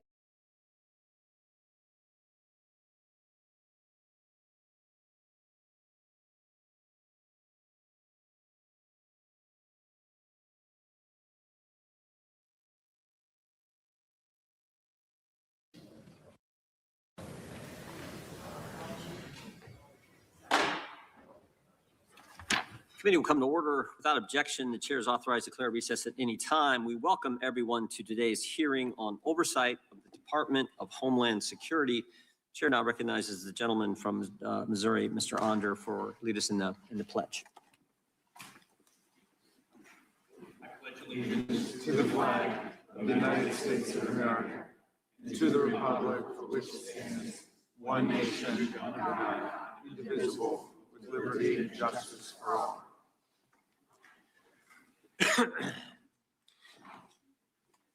We'll begin with opening statements and then get right to the Secretary's testimony. The chair will now recognize himself for an opening statement. 3 years ago, Secretary Mayorkas sat at that table and told this committee the border is secure.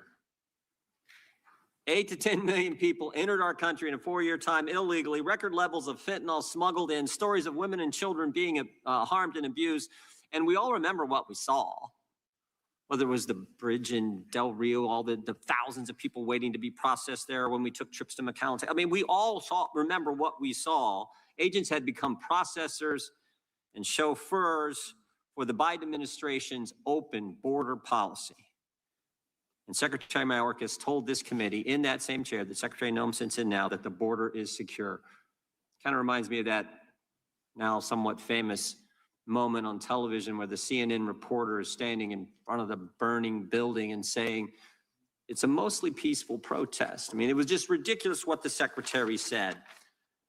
And Secretary Mayorkas didn't stop there. Remember when he went after Border Patrol agents, said they were horsewhipping migrants trying to come? Remember that just completely made up story?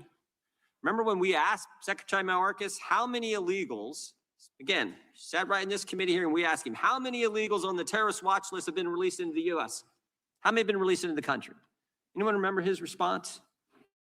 I don't know. And we're like, man, you're the Secretary of Homeland Security. That's probably something you should know, particularly when you come in front of the Judiciary Committee and we asked you that question. Remember when days before a hearing, subsequent hearing, because we got tired of the I don't know response from Secretary Mayorkas, we sent him a letter with questions we were going to ask him so he couldn't say I don't know. Basically, like the professor giving the students here's the exam, here's the questions on the exam, be prepared to deal with these at the appropriate time. When he got to committee, we asked him those questions. And again, he said, I don't know, I'll have to get back with you. And of course, he never did get back with us. Remember when Secretary Mayorkas wrote the memo, the Mayorkas memo? Aliens removable under the Immigration Nationality Act. He said the Immigration Nationality Act should not alone be the basis of an enforcement action. Really? The law shouldn't be the basis for an enforcement action? It should be something else? It should be your memo? That was exactly the policy. A whole new standard the last administration set. They let 8 to 10 million people in, a whole new standard of how you were going to deal with people who were in violation of federal law. And remember when Secretary Mayorkas went even further. He did the Protected Areas Memorandum. And this is the situation when you're trying to follow federal law, trying to enforce federal law. He said you can't apprehend an illegal migrant, maybe one who's been charged with another crime and been released in a sanctuary jurisdiction, something I know some of these angel families know something about, been released in a sanctuary jurisdiction, you could only apprehend them at certain locations. So in other words, think about it. It says, in or near certain protected areas, you should not apprehend an illegal migrant. A school, preschool, primary school, secondary school, place of worship, place where children gather, such as a playground, recreation center, all these restrictions on federal law enforcement being able to enforce federal law. So think about it. Some sanctuary jurisdiction, illegal migrants been charged with another crime, maybe a crime abusing children, is released because the detainer is not honored, he's not turned over to ICE, is released to the streets. You're not allowed to go get a guy who's been charged with harming kids if he's near a school, if he's near kids. That was how ridiculous everything was in the last administration. But here's the good news. Secretary Noem has rescinded the Mayorkas memo, has rescinded the protected areas memo. Under Secretary Noem, fentanyl coming into the country is down. Women and children are safer. And most importantly, under Secretary Noem and President Trump's leadership, the border is now secure. Remember that moment? We all remember the great speech the president gave last week at the State of the Union, but the joint address he gave the year before, one of the best lines I remember with that address was he said, you know, people said you need a new legislation to secure the border. Turned out all you needed was a new president. Remember that line? It's true. New president with the secretary who was doing her job. In 1 year's time, 700 people have been deported under Secretary Noem's leadership. Nearly 3 million people have left the country. 1,400 known or suspected terrorists have been arrested. Not Secretary Mayorkas telling, I don't know, the status of people we've encountered on the border on the terrorist watch list. It's an amazing record, Madam Secretary, but there's still one big problem. Oh, one other thing. Another thing that's not going on at the Department of Homeland Security now, no more disinformation governance board, no more bureaucrats on a board telling Americans what they can say, what they can tweet, what they can read, what they can post, no more censorship going on at the Department of Homeland Security. But there is still one big problem. And I know the Secretary wants to deal with this, and we're going to deal with this tomorrow with legislation that we plan to mark up in this committee, and that is the sanctuary jurisdiction policies that are happening all over the country. Left-wing political officials in state and local government telling their local law enforcement, do not work with federal law enforcement when it comes to enforcing federal law. 1/3 of the country, almost 1/3 of the country lives in the sanctuary jurisdiction. 18 cities, 11 states, 3 counties, District of Columbia, but they're big population areas. 31.5% of the country lives in a jurisdiction where that is the policy. That may be the dumbest thing I've ever heard. And we talked about this individual case last week. Abraham Gonzalez, September 20th, 2023, is arrested by Border Patrol for illegally entering the country. Of course, the Biden administration released him. 5 months later, he's charged with assault. 2 weeks after that, he's charged with motor vehicle theft. He stole a car. He's arrested by Denver police 9 days later, placed in the Denver Justice Center. 6 days after that, ICE sends a detainer notice to the Denver Justice Center. And all the detainer notice is give us a heads up if you're going to let this guy out. Just give us a heads up. But instead of doing that, instead of doing the common sense thing, in Denver, sanctuary jurisdiction, they give the federal government the finger and they release them to the streets. Release them to the streets. It's right here on the form.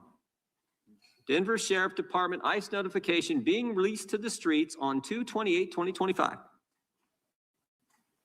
And here's what's interesting. This guy, they knew how bad he was because while he was in the Denver Justice Center, they have on the form, he's been violent to staff, keep him separate from all other inmates. So he's so dangerous, staff can't be around him, other inmates can't be around him, but they're going to release him to the streets instead of turning him over to ICE. Again, dumbest policy I have ever heard, but that is what the left now fully embraces. Let me give you a more recent example. Marvin Morales Ortiz. This is just next door, Fairfax. But the Fairfield County Justice Center says we will not honor the detainer. They tell him that on September 14th, 2025. They release Mr. Ortiz on December 18th, 2025. The next day, he kills an American. Next day, he kills an individual, murders someone.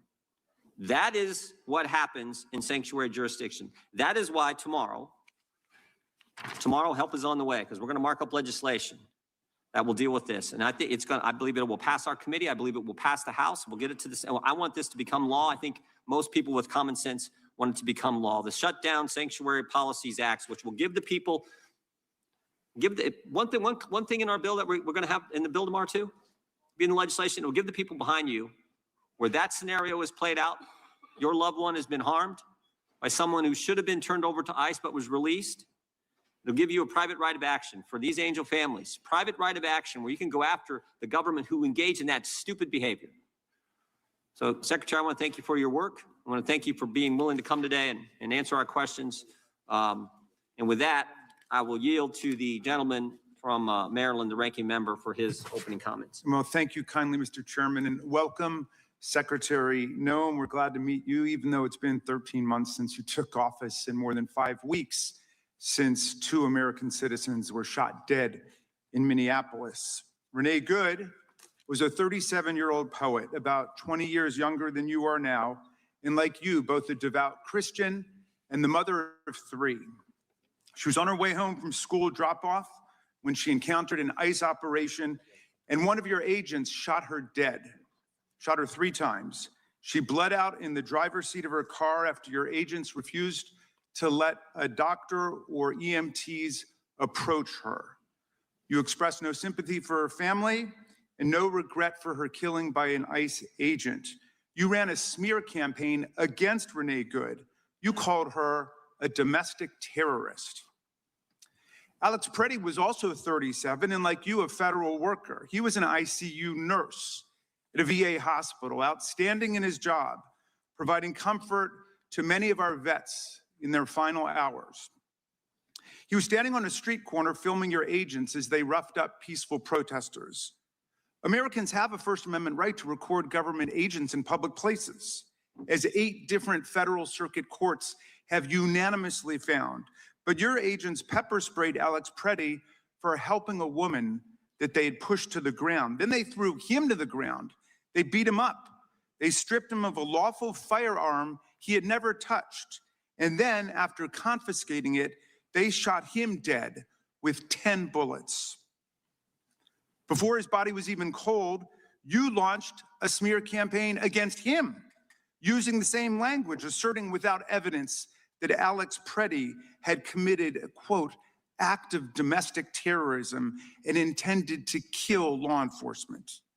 This disturbing video tells the true facts you tried to cover up with propaganda, and we can play it only because other brave Americans used their phones to capture the actual reality of this horror. Deadly ICE-involved shooting out of Minneapolis. The Minneapolis police chief says a woman was killed after being shot in the head by an ICE agent.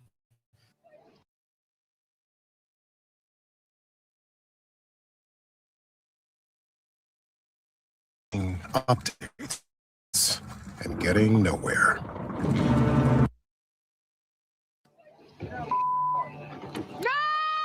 Renee Nicole Good was a 37-year-old U.S. citizen and mother of 3 who moved to Minnesota just last year. It was an act of domestic terrorism. Breaking news in Minneapolis and another deadly shooting involving a federal officer in that city. This video shows the incident from this morning with officers surrounding a man before taking him down and shooting him during a struggle. Officials later said the man had died. Minneapolis city officials said the man is a 37-year-old white male, a resident of Minneapolis. They also say he is believed to be an American citizen and that he was a lawful gun owner with a permit to carry. This individual who came with weapons and ammunition to stop a law enforcement operation of federal law enforcement officers committed an act of domestic terrorism. That's the facts. Madam Secretary, you've provided no evidence to back up your defamatory lie against either of these American citizens. There have been 3 homicides in Minneapolis in 2026. Your agents committed 2 of them. Rather than work with state and local authorities to solve these homicides, you barred Minnesota's investigators from the crime scenes. You're denying them access to all the evidence that you have about the deaths of their citizens. It smells like a cover-up, and it makes me wonder who the real domestic terrorists are. But you didn't just lie about Renee Good and Alex Petraeus. In dozens of cases, federal judges have found that your officials lied to them in court. A Reagan-appointed judge rejected the testimony of your acting ICE director as, quote, disingenuous, squalid, and dishonorable.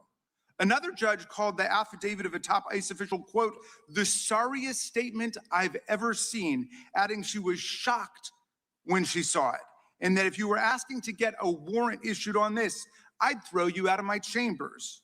Here are a few more examples of the many scores we found in the case books. Yesterday, you insisted under oath to the Senate that you follow court orders, but that's not true either. Just last month, your lawyers were forced to admit that you had violated immigration court orders more than 50 times in 10 weeks. And that was just in New Jersey, one of 94 judicial districts in America. In Minnesota, Judge Patrick Schultz a George W. Bush appointee, concluded, quote, that ICE has likely violated more court orders in January of 2026 than some federal agencies have violated in their entire existence. And while you make a daily mockery of our courts and our Constitution, you're treating the billions of dollars our colleagues showered on your department like a personal slush fund. You budgeted an astonishing $220 million for media consultant contracts so you can star in self-promoting photo shoots and lavish ad campaigns like this one of you riding horseback at Mount Rushmore, which was shot during last year's government shutdown. You're living rent-free in the official waterfront residence reserved for the commandant of the U.S. Coast Guard. You spent $172 million to buy not one, but 2 luxury jets for your travel, and now you're using taxpayer funds to lease a 3rd jet, a $70 million luxury 737 MAX with a queen-size bedroom in the back, a deluxe serving bar, and 4 flat-screen TVs. A big, beautiful jet paid for by the big, beautiful bill. Yesterday, under questioning the Senate, you said you plan to refurbish this jet to make it into this kind of airplane, which is what's actually being used for deportations in order to save the taxpayers' money. In other words, you're saying that's actually a deportation plane, but wouldn't it have been cheaper just to buy a deportation plane in the first place? It's like buying a Rolls Royce to turn into a Metro bus. I was almost prepared to buy that story of how the jet was both for executive travel and mass deportation. And then I heard about an airborne episode of entitlement, arrogance, and contempt that I could hardly believe. Apparently, when your special blanket, your blankie, was left on one of the government jets and not transported over the new one, your special government employee, Corey Lewandowski, chivalrously stepped forward to fire the pilot midair, a 2003 Coast Guard Academy graduate and distinguished U.S. Coast Guard commander in Air Station, Washington, D.C. But then he had to be rehired immediately because there was no one else who could fly the 2 of you on the rest of the journey back home. Secretary Noem, you're flying high now, maybe even a little bit too close to the sun. But with all these free planes and houses and pilots, you've traveled a long distance from your actual job and the things you should be doing as head of Homeland Security. Your agency is charged with protecting the homeland. It includes FEMA, TSA, the Secret Service, the Coast Guard, the Cybersecurity and Infrastructure Security Agency, as well as ICE and CBP. Yet you've hollowed out the national security mission. You redeployed thousands of people responsible for tracking terror financing and fighting cyber threats to go work on your mass immigration roundup. You reassigned to the roundup agents working a key national security probe into Iran's terror financing, paralyzing that investigation. And to run what's left of Homeland Security's ruined terrorism prevention office, you actually installed a 22-year-old intern whose chief listed qualification for the job was that he had participated in a model UN club his junior year of college. Through FEMA, you're supposed to provide disaster relief to our communities. Yet last summer, as floods devastated central Texas and killed 135 people, including 25 girls and 2 counselors at a Christian summer camp, you withheld crucial support, including search and rescue teams, for 72 hours. Why? Those were 3 crucial days during which people drowned and died, waiting for bureaucratic approval. You promised to use ICE and CBP to expel the worst of the worst, undocumented immigrants guilty of committing violent crimes, like the people responsible for murdering the children of these angel families, these angel moms and dads who've joined us today. Instead, your masked agents have been indiscriminately rounding up any and all immigrants and citizens who your agents think look like they might be immigrants. They've arrested kindergartners, daycare teachers, and parents dropping off kids at school. They drag grandparents out of their homes in their underwear in sub-zero temperatures and rip children out of their beds in the middle of the night or use them as bait to arrest their parents. Just last month, your agents picked up Nurul Shah Alam, a severely disabled and nearly blind Rohingya refugee lawfully in America who didn't speak English. You claimed your agents dropped him at a safe, warm location. Again, not the truth. They dropped him off miles from his home in the dark at a closed coffee shop in sub-freezing temperatures. And now, because of this cruelty, this man too is dead. You have 250,000 employees and a budget larger than that of 150 countries. You command over 80,000 sworn law enforcement officers, more than the number of police officers in New York, Chicago, LA, Houston, DC, Las Vegas, and Dallas combined. On top of that, our colleagues have handed ICE an additional $75 billion by slashing funds for Medicaid, children's health insurance, and rural hospitals. Secretary Noem, your job is to protect the homeland, but the most precious possession that we've got in our homeland is our freedom and the Constitution and the Bill of Rights that protect it. You seem to have forgotten what our most precious possession is. The billions of dollars showered on your department have paid for violence and chaos in the American heartland and a sweeping assault on the basic rights of the American people. But the heroic citizens of Minneapolis have shown America how to fight back against this reign of terror and win with the truth, with solidarity, with mutual self-help, with creative joy and humor and music, with mass nonviolent assembly and protest, and with irrepressible love of children and kindness towards animals and other living things. You've turned our government against our people, and you've turned our people against our government. But the people are winning today, although we know we must continue to wake up every day, like the people of Minneapolis, and go out and fight for constitutional freedom. We are clearly in the fight of our lives, and we obviously have very serious questions for you today about what you are turning our government into. I yield back, Mr. Chairman. Gentleman yields back without objection. All of their opening statements will be included in the record. We will now introduce today's witnesses. Ms. Noem has served as the Secretary of Department of Homeland Security since January 25th, 2025. She previously served as the governor of the great state of South Dakota and was our colleague here in the House of Representatives. And we welcome our witness and thank her for appearing today and for the work that she is doing. We will begin by swearing you in. You know how this works, Madam Secretary. Would you please rise and raise your right hand? Do you swear or affirm under penalty of perjury that the testimony you're about to give is true and correct to the best of your knowledge, information, and belief, so help you God?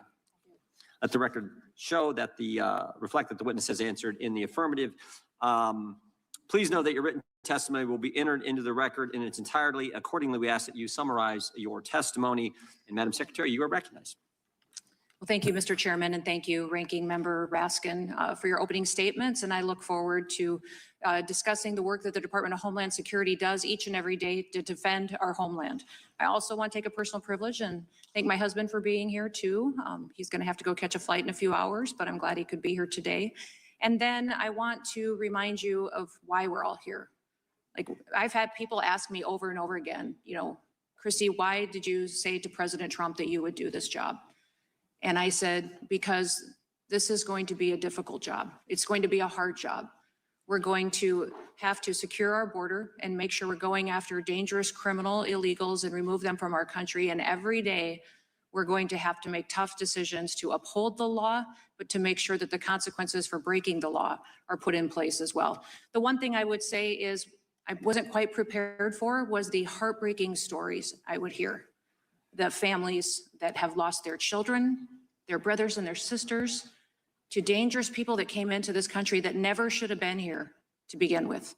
They never should have been here. And then they perpetuated violent crimes against these people. I heard one story, I never forget hearing Rachel Morin's mom tell the story of how she was killed.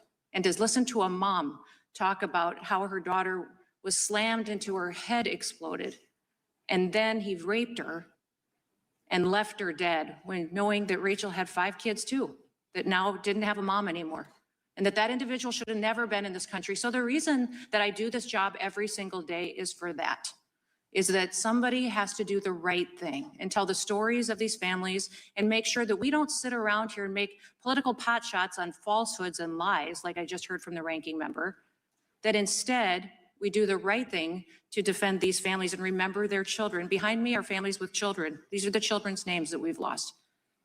Weston Funder, Megan Booz, Carlos Wolf, Sander Cohen, Ryan Lang, Drew Swan, Sydney Shurkin, Jesse Bira, Heaven Lee Nelson, Dana and Ricky Keem, Austin Babcock, Michael Bowden, Logan Harris, Leo Toe, Haley King, Rain Reese, Wesley Green, Krisha Odette, and we are still very blessed to have little Miss Delilah with us. Delilah's right behind me, and she and I are good friends, and she was hit by a vehicle, by a truck that was driven by someone who's in this country illegally and had an illegal CDL. That accident should have never happened because he never should have been in this country, and he certainly shouldn't have been behind the wheel of an 18-wheeler. But she's still with us, and she's doing good, and she's telling her story with her dad and her family and continuing to make sure that we do the right thing here on Capitol Hill. Listen, the Department of Homeland Security was established after the attacks on 9/11. It was established to defend our homeland and put all the agencies together that have that mission, and that's what we do each and every day. We make sure that we enforce the law and that we protect our homeland, and that the families that live here, the American citizens, are our #1 priority. For 10 straight months, Border Patrol has released 0 illegal aliens into this country. In President Trump's first historic year back in office, over 3 million illegal aliens have left our country. We've arrested 700,000 of them and detained them and removed them from the country, but over 2.2 million of them left voluntarily. You know why? Because we told them to. We marketed to them. We ran a media campaign. It was the most effective media campaign in the history of this country. $39 billion of taxpayer savings because those people left and got off of our programs, and we didn't have to deport them at a cost of $18,000 a piece. They went on their own, and it saved the taxpayers $39 billion because we told this country and the 8 countries they were coming from that we were enforcing our laws and you couldn't stay here illegally anymore. ICE has arrested over 1,500 known or suspected terrorists. 1,500 that Joe Biden let in over that open border during that invasion that we found and we've removed. And we're going to continue to do that work because we don't know how many more there are still here. Over 7,700 gang members. And Mr. Chairman, Joe Biden lost 450,000 children that they allowed the cartels to traffic over the border. They used them, they abused them, they put them with government sponsors and paid government sponsors to abuse them and traffic them. We have found 145,000 of them, but I'm not going to stop until we find them all. And we'll continue to do that. Fentanyl trafficking over the southern border is down 56% because of President Trump. We continue to stop drugs. 1.7 lethal doses of drugs have been stopped from coming into our country in the last year. Phenomenal. Phenomenal. It's amazing to me how once President Trump came into office, they quit talking about the drug epidemic. The media doesn't cover it anymore, do they? That's because there's 1.7 billion people that are still alive today in this world because we've stopped them. And that invasion over the southern border made those cartels rich. You want to know why they're so sophisticated now? Why they have high-tech weapons? Why they have drones? Why they're able to be so successful? Is because they were allowed to do whatever they wanted to for 4 years. And Biden enriched them, and the Democrat Party enriched them so that they could perpetuate violence against the United States. Mr. Chairman, I could go on and on, but I will look forward to the conversation today, and I look forward to continuing to fight for America. Thank you. I yield back. Thank you. Thank you for that opening statement. We will now go to gentleman from California, Mr. Issa, for a 5-minute question. Thank you, Mr. Chairman. We owe an apology to anyone who's ever bought a Muddy Mat before because we lied. Yes, it's true that Muddy Mats. Madam Secretary, I couldn't be happier that you're exactly where you are. Many of us had the honor of serving with you when you were in the House, and candidly, when I hear the jealousy of the ranking member for the job you're doing and his inaccurate statements, that's all I hear is, you know, you were better than this body, and you're proving it every day, you and President Trump. You know, the ranking member is entitled to his opinion and to that dialogue berating you and everything the administration's doing. He's just not entitled to his facts. And I'd like to spend my time concentrating on a few of those. Madam Secretary, were any laws changed significantly between the time of, let's say, President Obama or President Clinton and their enforcement of the border and Joe Biden's 4 years? No, there wasn't, sir. And were any laws changed between the time that Joe Biden let 10 million plus people into the country, including the worst of the worst from around the world, and the time that you and President Trump began working? No, there wasn't. So it's not about laws. It's not about the calls of things being constitutional or unconstitutional. Isn't it true that every president except President Biden spent a lot of time, energy, and public relations letting people know that the border was a place to be respected and that we would deport particularly criminals coming to our country? That is correct. So regardless of what the ranking member says, all you've really done with gusto, with tenacity, and with all the funds you've been able to have is you've done exactly what President Clinton did, or President Obama, or any other president who respected the Constitution and the laws we've already passed. That is correct. So I want to touch on a personal note, though. You've been to the White House. You've been to the vice president's residencies. Both of those exist as working places, but they exist as places to protect people who, in fact, would be attacked. Is it fair to say that you and your family are at greater risk because of the job you're doing than anyone who's had your job perhaps since 9/11?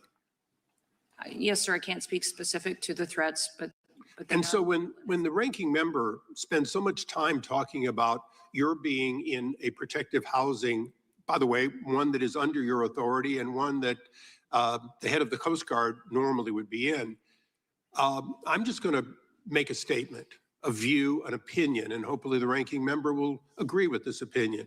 The chances that the commandant of the Coast Guard is going to be attacked for the job he's doing, and the chance that you will be attacked causes both of you to be in protective housing. You're simply in the housing that he historically had. And I want to thank the administration for recognizing the threat on you and your family for the work you do. Yes. let me clarify a couple of things. I'm not in the commandant's house. I'm in a Coast Guard house, but not the commandant's house. The commandant is in his house. And I will also tell you that I rent that facility. I rent where I stay and pay personal dollars to do that. So I'm hearing the ranking member making statements that aren't true, but they're his opinions. I want to thank you for correcting that. I apologize for not knowing as the commandant's residence. I have been in that in the past. And he does use it for both official and unofficial. It's the reason he has it. And the CNO is also housed in an alternative. And by the way, that alternative, just for history, we moved the vice president under Gerald Ford to that residency, and Congress did it and has made the decision that protecting key people and their families so they can do their job is important. And I want to make that point clear today.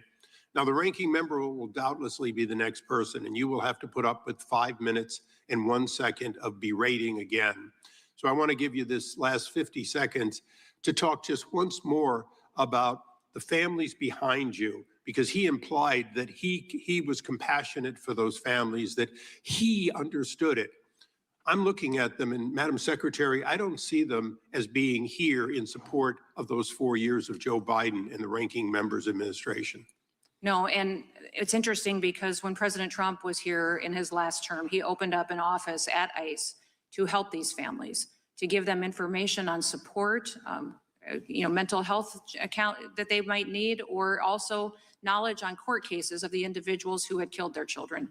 And when Joe Biden came into office, he closed down that Voices office, completely shuttered it, because that office also tracked how many victims there really were in the country that had been affected by illegal alien crime. So when I came in, I didn't have any data set to use because Joe Biden and his administration had completely quit keeping track of the amount of victims here. We're grateful that they're here today. We're grateful that the Voices office is back open again, and that these families now can know where their children's killers are. They can follow that, and they can make sure that they hold people accountable to not enforcing the law. Thank you, Madam Secretary. I yield back. Gentleman yields back. The chair now recognizes the gentleman from New York. Thank you, Mr. Chairman. Secretary Noem, we have seen a consistent pattern of lies and deceit from the Department of Homeland Security under your leadership. I'm not just talking about the false claims that you and others at DHS have spread in attempting to smear Alex Preddy, Renee Good, and other victims of ISIS deadly tactics, all of which are well known. I'm talking about the dishonesty and deception that has become commonplace throughout your agency. One of the most brazen incidents occurred last week at Columbia University, where 5 DHS agents conned their way into a university-owned apartment building at 6 a.m. They were pretending to be police officers searching for a missing child. But this was nothing more than a ruse to gain access to the apartment of a student originally from Azerbaijan, Eli Agayeva, a senior studying neuroscience and politics. A public security officer on the scene asked for a warrant, but none was produced, and they proceeded to arrest Eli. It is black letter law that a government agent cannot lie about searching for a missing child to gain entry to a residence. It's literally the example they give in the criminal procedure textbook. But your agents deliberately misrepresented themselves to gain access to Eli's apartment. Fortunately, hours after Eli was taken into custody, following a public outcry and a meeting with Mayor Mamdani, President Trump intervened and secured her release. If Eli had been among the worst of the worst that you claim to target, surely the president would not have pushed for her release. But this is just one example of an out-of-control department under your leadership. My own office was the victim of your agents' deceptive tactics last year, when DHS agents entered my office under false pretenses, claiming that my staff was, quote, harboring rioters, when video clearly showed this was not the case.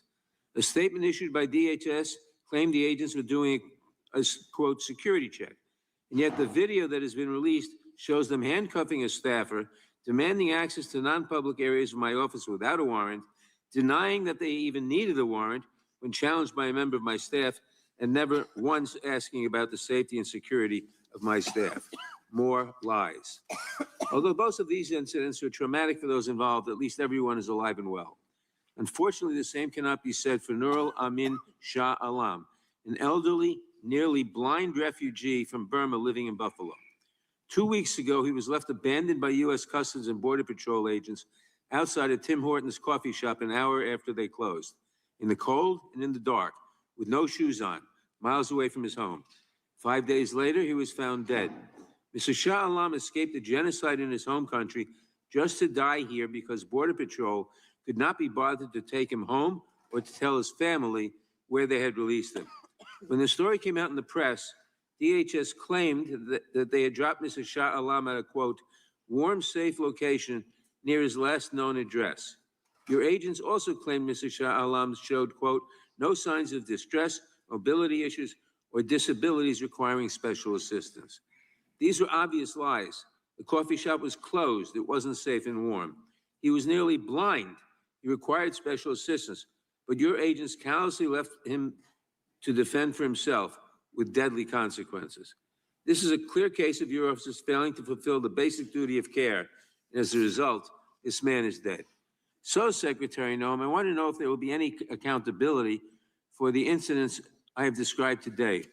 Will the agents who lied at Columbia face discipline, or the officers who forced their way into my office? What about the officers in Buffalo who abandoned a barefoot blind refugee in the middle of a freezing night miles away from his home? Will any of them face accountability?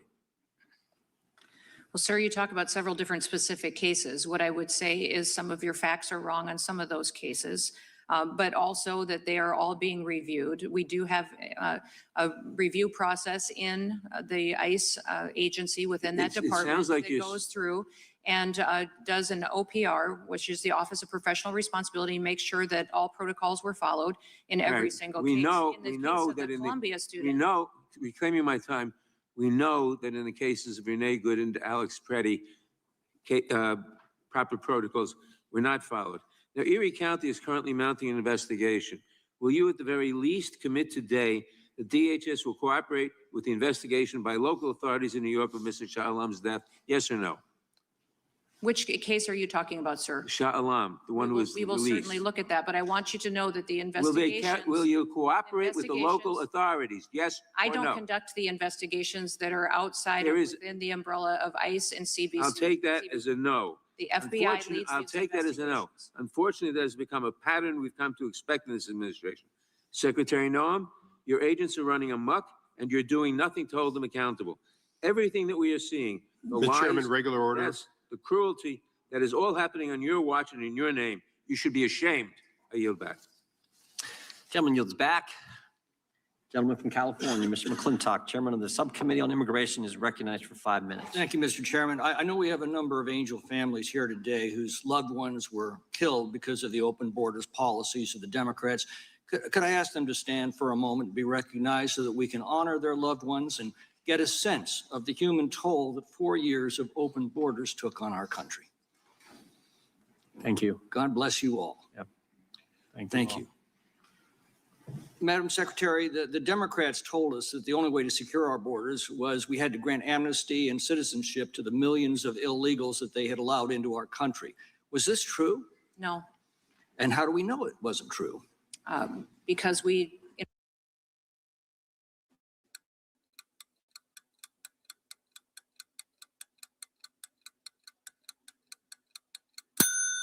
This whole time, I thought Enforced the law and sent the message that in the United States now our border was going to be secure and we would ensure that, and it happened. People quit coming. They quit coming to that border because we told them it was closed, and we made sure that when people did cross the border that there was consequences for breaking federal law. During the Biden years, approximately how many foreign nationals illegally entered our country, either as gotaways or through the CB1 app or the catch and release policies of Biden? We don't necessarily know, Congressman. We don't necessarily know because the invasion was facilitated by the federal government during that time.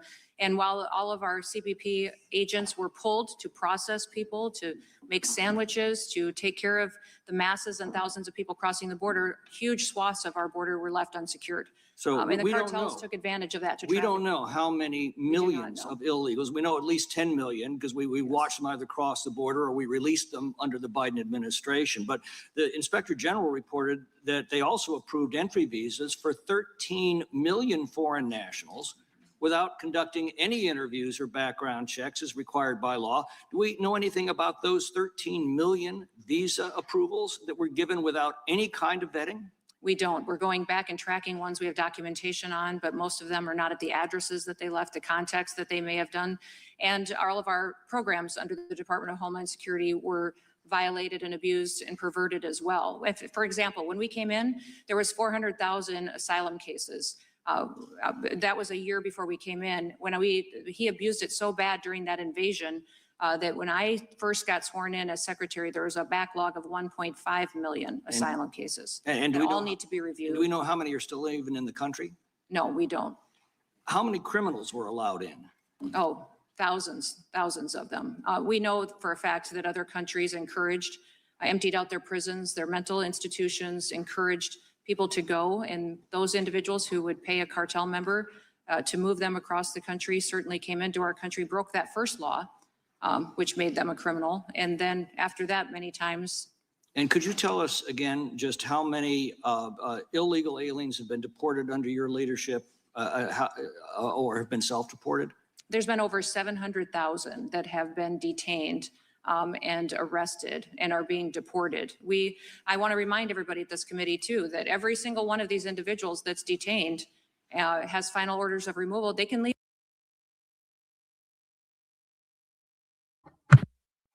I gotta talk to the chat for a minute because you guys are slow. I think we need to have a little discussion because I can't even watch this with y'all because y'all are so slow.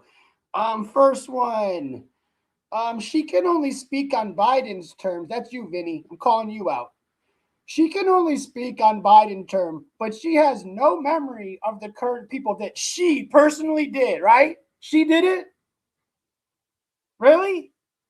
Really? Do you know why she's bringing up the Biden administration? Let me explain it to you low IQ people. Because during the Biden administration, we had open borders. They were bringing in illegals by the bus load. They were flying them strategically into Chicago, New York, Ohio, Boston, Massachusetts, Atlanta, Georgia, Florida, California, Seattle. Need I keep going? That's why she keeps bringing up Biden. 300,000 kids went missing at the border in 2024, and you wonder why they're talking about Biden. Are you stupid? The only two people that really got unalived, one almost ran over a cop, and the other one, we don't know what really happened. It's all feelings. Y'all don't get it. Y'all are slow. It's okay. But just know the truth of the matter is We voted for Trump for this reason. We were tired of our country being invaded by ghost people, meaning undocumented aliens. You are roaming our country with nothing. We don't know who you are, but yet you're sucking off of our damn government. And then you talk about how much you hate us. Are you kidding me right now? Whoever supports this, you're not American. You embarrass me. Everything I've read, lie. What lies now? What about were they good? Are you really that slow, stupid, or are you guys just brainwashed? Or are you trolling? I think it's the first two. I think it's the first two. And if you think I'm wrong, why did Obama have the borders closed? Why did Obama deport more people than Trump? Because Obama, Clinton, Bush, Reagan, other Bush, they all stood on what we call immigration. When Biden came in, clearly it was part of the plan to bring these people in. Okay? It was part of the plan. I don't know how you can't see it. They're sitting there telling you to your face. We watched it happen, but you guys still don't get it? Oh, why do you keep bringing up Donald? Because Biden it wasn't even Biden. He was probably sitting in the basement. The people running the show in the background did this to our country. Okay? Did this to our country. Not Trump. Not Trump. Trump's in here trying to get him out of here. He's trying to get him out of here. And y'all are saying, it's whose fault again? Whose fault is it again? Huh? I do these polls all the time. 70% out of 15,000 people agreed. That means out of 15,000 people, there was about 3,000 people that were like, yeah, Trump shouldn't get rid of the illegals. That means your little theory on a big blue wave is cap. Cap. 15,000 people. I got a better poll than Census does. All right? I got a better poll than the U.S. Census itself does. No, dude, I'm going to end this. I don't want to. I'm sick of watching this. I am now going to talk, and then I will end the show, and then I will come back, and I will show you Tim Walz's hearing, and then we'll talk about corruption, fraud, and what really happened in the United States. I let you little liberals get your nut off by watching this. Now you're about to get the truth bomb. But just know, everything you stand on, your boyfriend, that old crusty guy, let it happen. Okay? Now you want to cry that we want him out of here. Get out of here. Get out of here.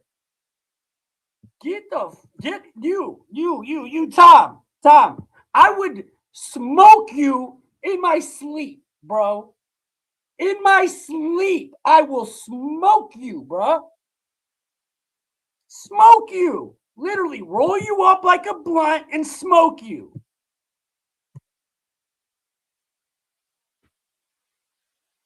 So, again, you keep crying, but y'all set the table for this to happen. I didn't see none of you people in my chat crying, stop this happening. When it was going on, none of y'all. Y'all said, then you say Epstein. This is conspiracy. No, y'all are stupid. You're stupid. 5 years from now, you're going to be like, oh yeah, he was right. Like all the rest of the times. Because y'all are stupid.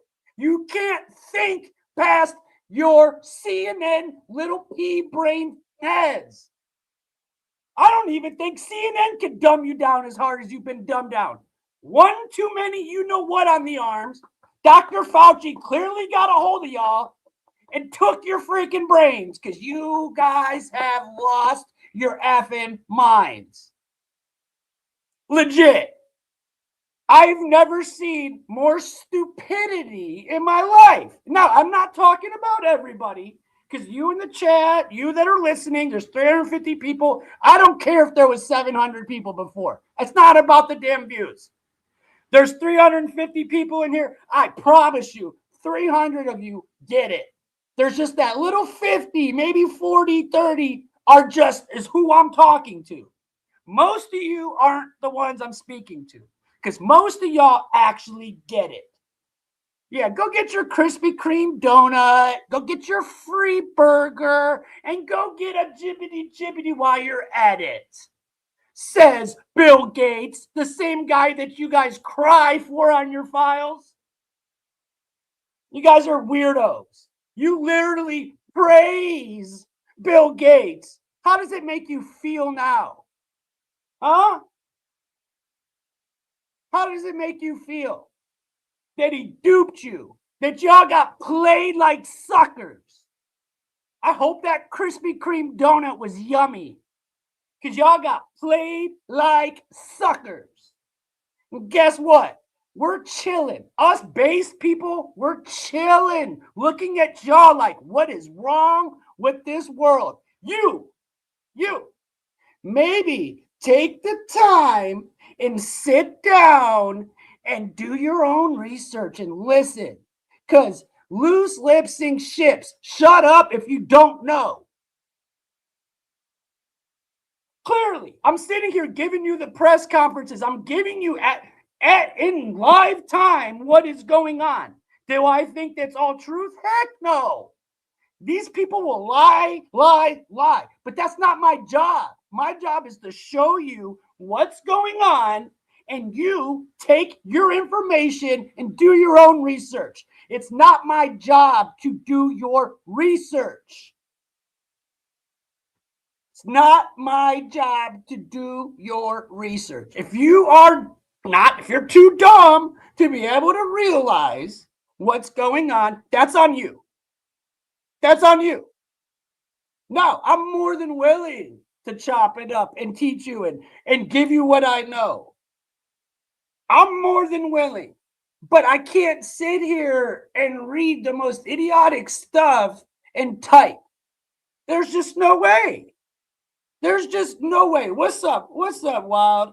Wid? I can't see what your name is. Wid? How you doing, bro? What's up, Curly? How you doing, brother? Abraham, what's good, man? What's good, bro? Bro, look, we're all struggling. I mean, shoot. Who isn't? You don't think it was like this a year ago? Because it was. It was like this a year ago. It definitely was. 1 year ago, our economy was horrible. Gas was at $4-something. Don't forget it. Don't forget how embarrassing it was. And that goes for both sides. That goes for both sides. Don't forget. And if you really think anybody's coming to your rescue, little Biden, little Nancy Pelosi, whoever you little weirdos like, I don't even know anymore, honestly, nor do I care. They're not coming to your help. They don't care about you. They're using you. They always have. People like me, people like the so-called MAGA haters that you hate, we get it. We actually get it. What's up, y'all? What's up, Urson, and what's up, Wid? You know, but we actually get it. We're over here trying to fight for freedom, and y'all are just crying like little babies. Literally, little babies. The only way that we'll ever get through this mess of an embarrassment is for y'all to stop crying and man up. But you won't. You'll never get it. You'll never look into the history and see how we got to where we're at today. You won't go there. Because the truth hurts, bro. The truth hurts. And y'all aren't ready for it. You're not ready for the truth. You're not. Y'all still can't even face the fact that your president was sniffing little kids on C-SPAN. You can't get past that part. I want anybody to admit right now in the chat, right now, that I'm wrong. Do you stand with Joe Biden and what he did to those kids live on TV? Do you?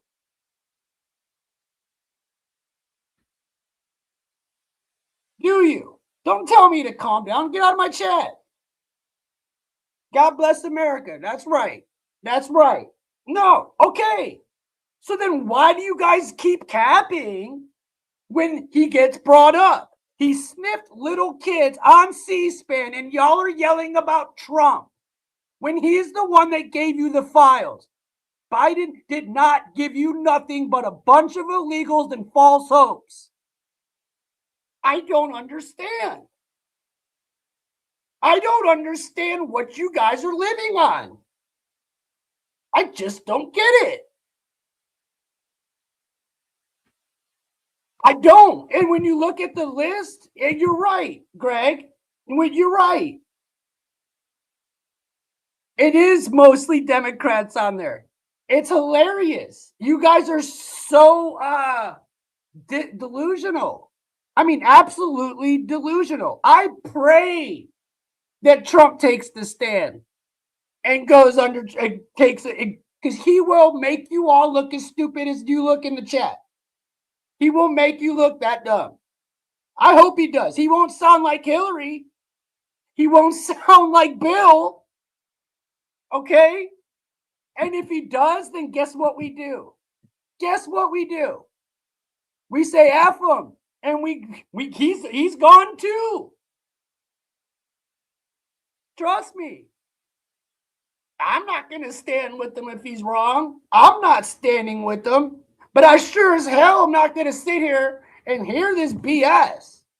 Yeah, it's Sunday service and I'm damn preaching. Because I would rather hear my own voice than hear this BS that we're listening to. Because this isn't the truth. This is just a show, and I was sick and tired of watching the damn show. You know, I'm here. Well, I can't sit there and watch this show without saying the truth. And if you don't like it, you know where the door is. We've been set up. We're trying to fix it. As Americans, there is nothing, and this isn't just America, the UK, Australia, many other countries, we've all been got. We all got taken advantage of in 2020. All of us. They didn't just do it to America. They did it to Germany. They did it to France. They did it to Paris. Go down the line and look the UK and look what they did to this world. Do you think it's just America? Really? Do you really think it's just Donald Trump? Or do you think there's a bigger picture going on here? What do you think? If you were a betting person, what would you think? Me, being a non-betting person, I would say we as the people got duped. And a lot of y'all fell for it. A lot of us that you call MAGA people sat back and said, we're not following your script. And y'all hated us for it. But guess what?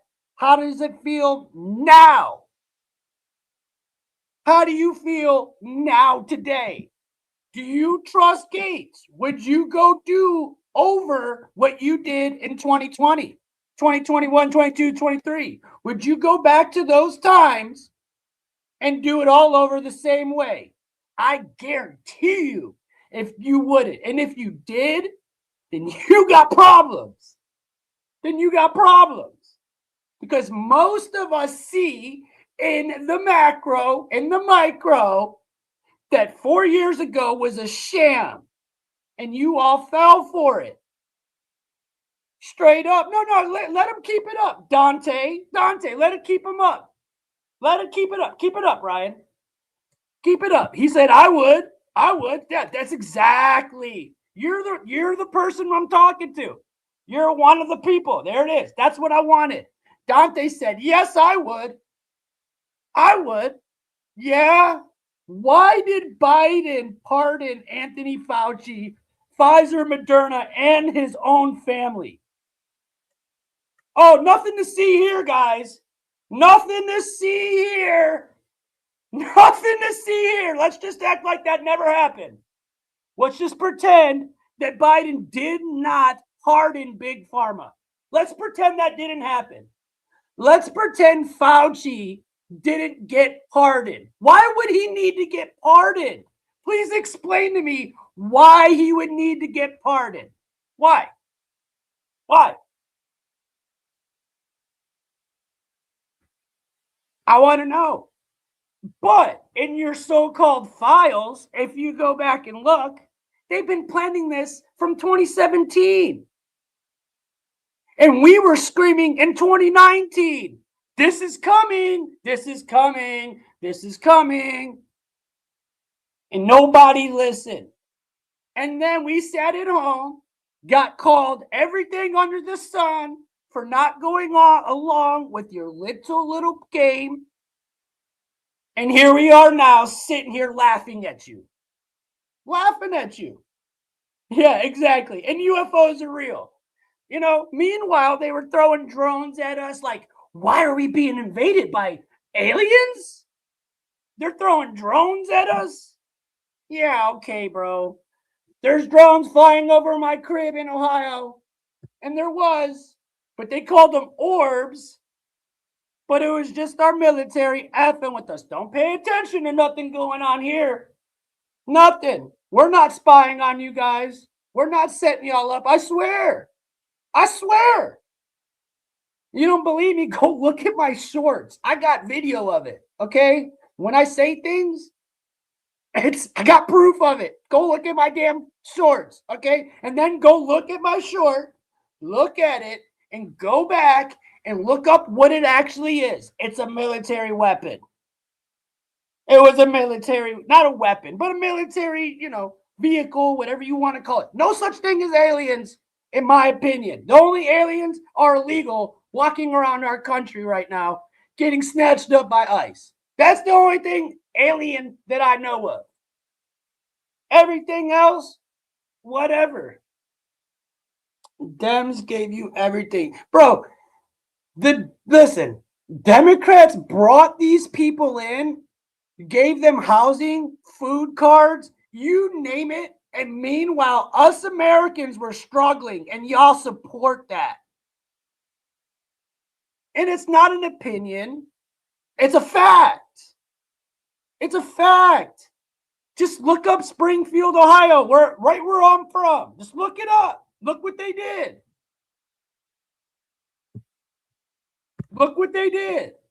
They clearly brought these people here to disrupt our country. And then they knew when stuff really hit the fan that they would have all these little people to pop out from under their rocks and F with us American citizens. This is the truth, guys.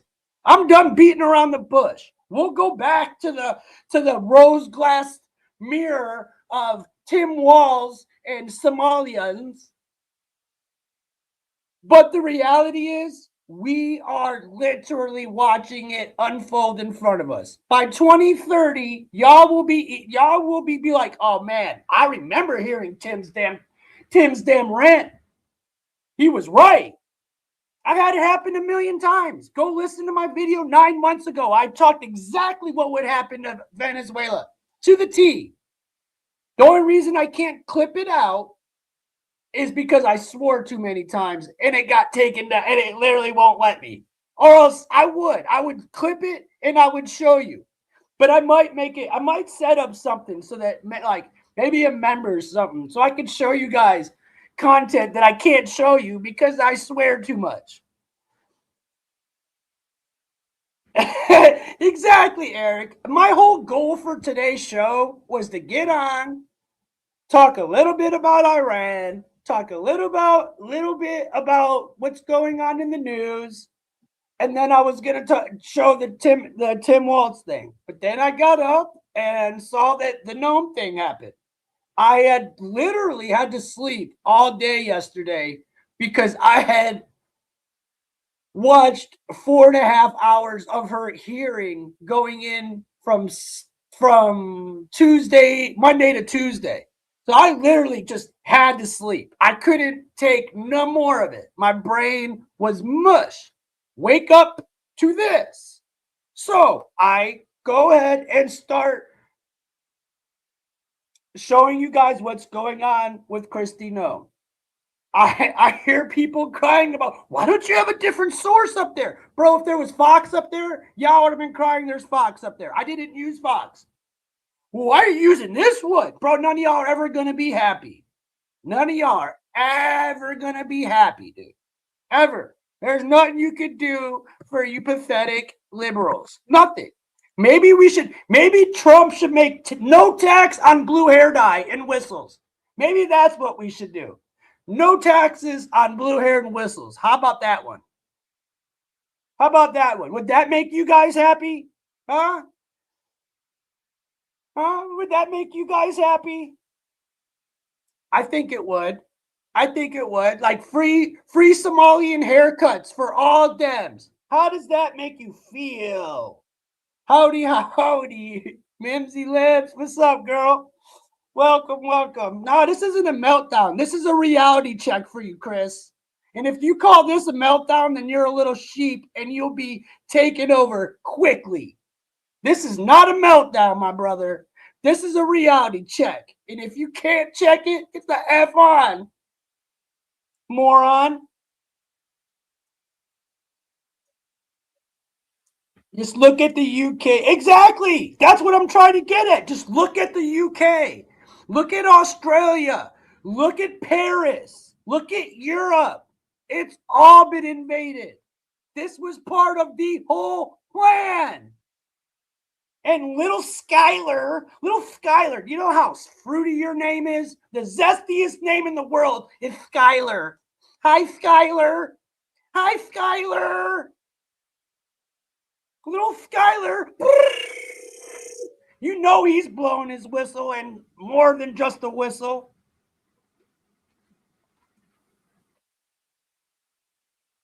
Yeah, that's it. You named it. It's very zesty, like the soap, just not clean, dirty, zesty. Skylar. Hi, Skylar. Oh, my name is Skylar, and I just can't stand that evil Trump. Oh my gosh. How dare they bring up Biden's name in something that involves Biden? Oh no, let's cry about it. Pathetic, sad. Y'all are sad. I love the fact that the UK told Trump they didn't want none of that. They didn't want that smoke for a fact, but they also stood on it. I've got the Prime Minister's press from like an hour ago right in front of me. But I don't care no more. I'm going to do another show. I don't care no more. I'm doing this real fast that I'm getting out of here. I don't even care. I've seen enough. I done heard enough. Y'all already know. I've watched 6 hours of this lady. I don't give a damn if she comes or goes. I don't care. Because the dude that's going to come in will do the same thing we need anyways. So, to the dummies that said she wasn't fired, she was let go. She was demoted. She was put in position that doesn't exist yet. So whatever you want to call it that. Call it that, but don't call it a promotion. You're calling it a promotion. And then somebody tried to come in here and say, oh, it's the Republicans that are saying she got promoted. No, they're not. No, bro. No, I think you got the game a little twisted, bro. I think you got it a little twisted. But Biden, but Obama, but Clinton's, but Biden. Exactly. You nailed it. The Bidens, the Clintons, Obama. some real shisty people. They need locked up. They need locked up. What happened to Obama's chef? Did we ever get an answer about that? Could you imagine if Donald Trump's chef just went, they found Donald Trump's chef floating in a pond behind his house? Could you imagine what would happen? Could you imagine? Chef found floating in the pond. But he literally was an athlete. He could swim. Why was he floating in the pond? What did he see? I hope it wasn't Big Mike's, you know what? He probably saw Big Mike's, you know what? And they had to, pull a Clinton on him. The fact that I even had to say pull a Clinton on him says all I need to say. When I say the term they got Clinton, you know what that means. You know what that means. So I want to know what happened there. What happened? What happened at Las Vegas? What happened in Las Vegas? Oh, we will never know. We will know. The largest incident. I can't even say the words on YouTube. Y'all know mass casualty in the United States history, and we don't know anything about it at all. At all. Who was president at the time? How much transparency did we get with that? What about Maui? Remember your boy, little buddy Biden went to Maui crying about how his stupid little dog and his stupid car almost burned down? What did he do about that? What happened? What about the poor people in Hawaii? What about all the kids that went missing in Hawaii? What about Ohio with East Palestine when they blew up the damn train and caused devastation in my state? And Biden didn't even bother to show up, but Trump did. And he wasn't even president. MAGA, the people y'all are hating, they're the ones that were bringing aid to North Carolina, to Ohio, to all these places that were devastated. Not FEMA, not our government. It was MAGA and the Patriots of America.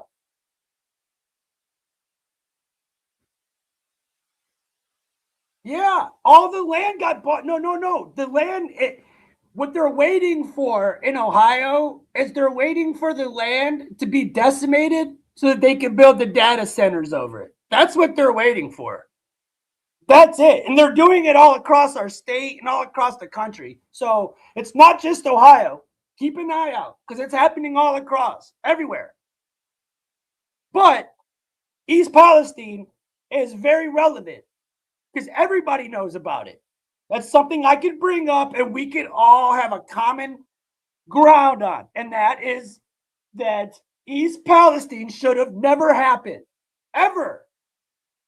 And we cannot trust. And then remember, when that stuff happened in North Carolina, what did Kamala Harris do? Remember, FEMA ran out of money because they gave it all to the illegals? Remember? She gave them, let me look it up real fast. How much money did she offer them again? Was it like $350 or something? Hold on.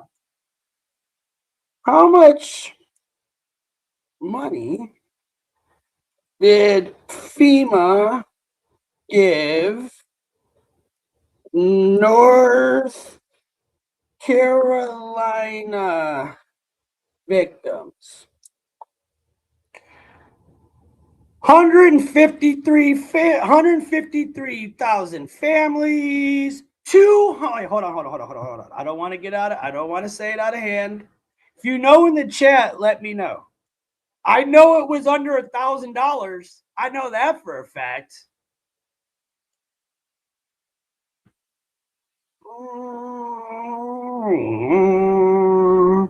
Let's see.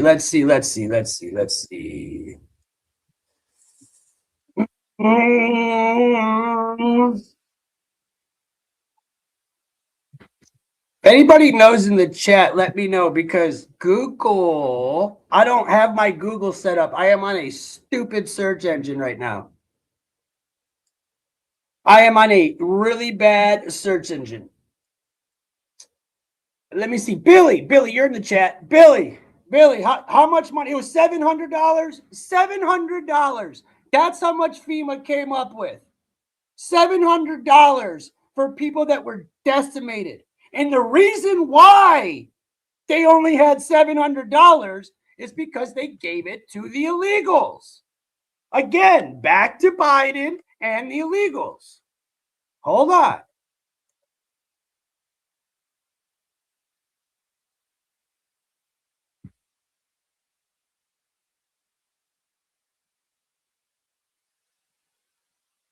I'll show you.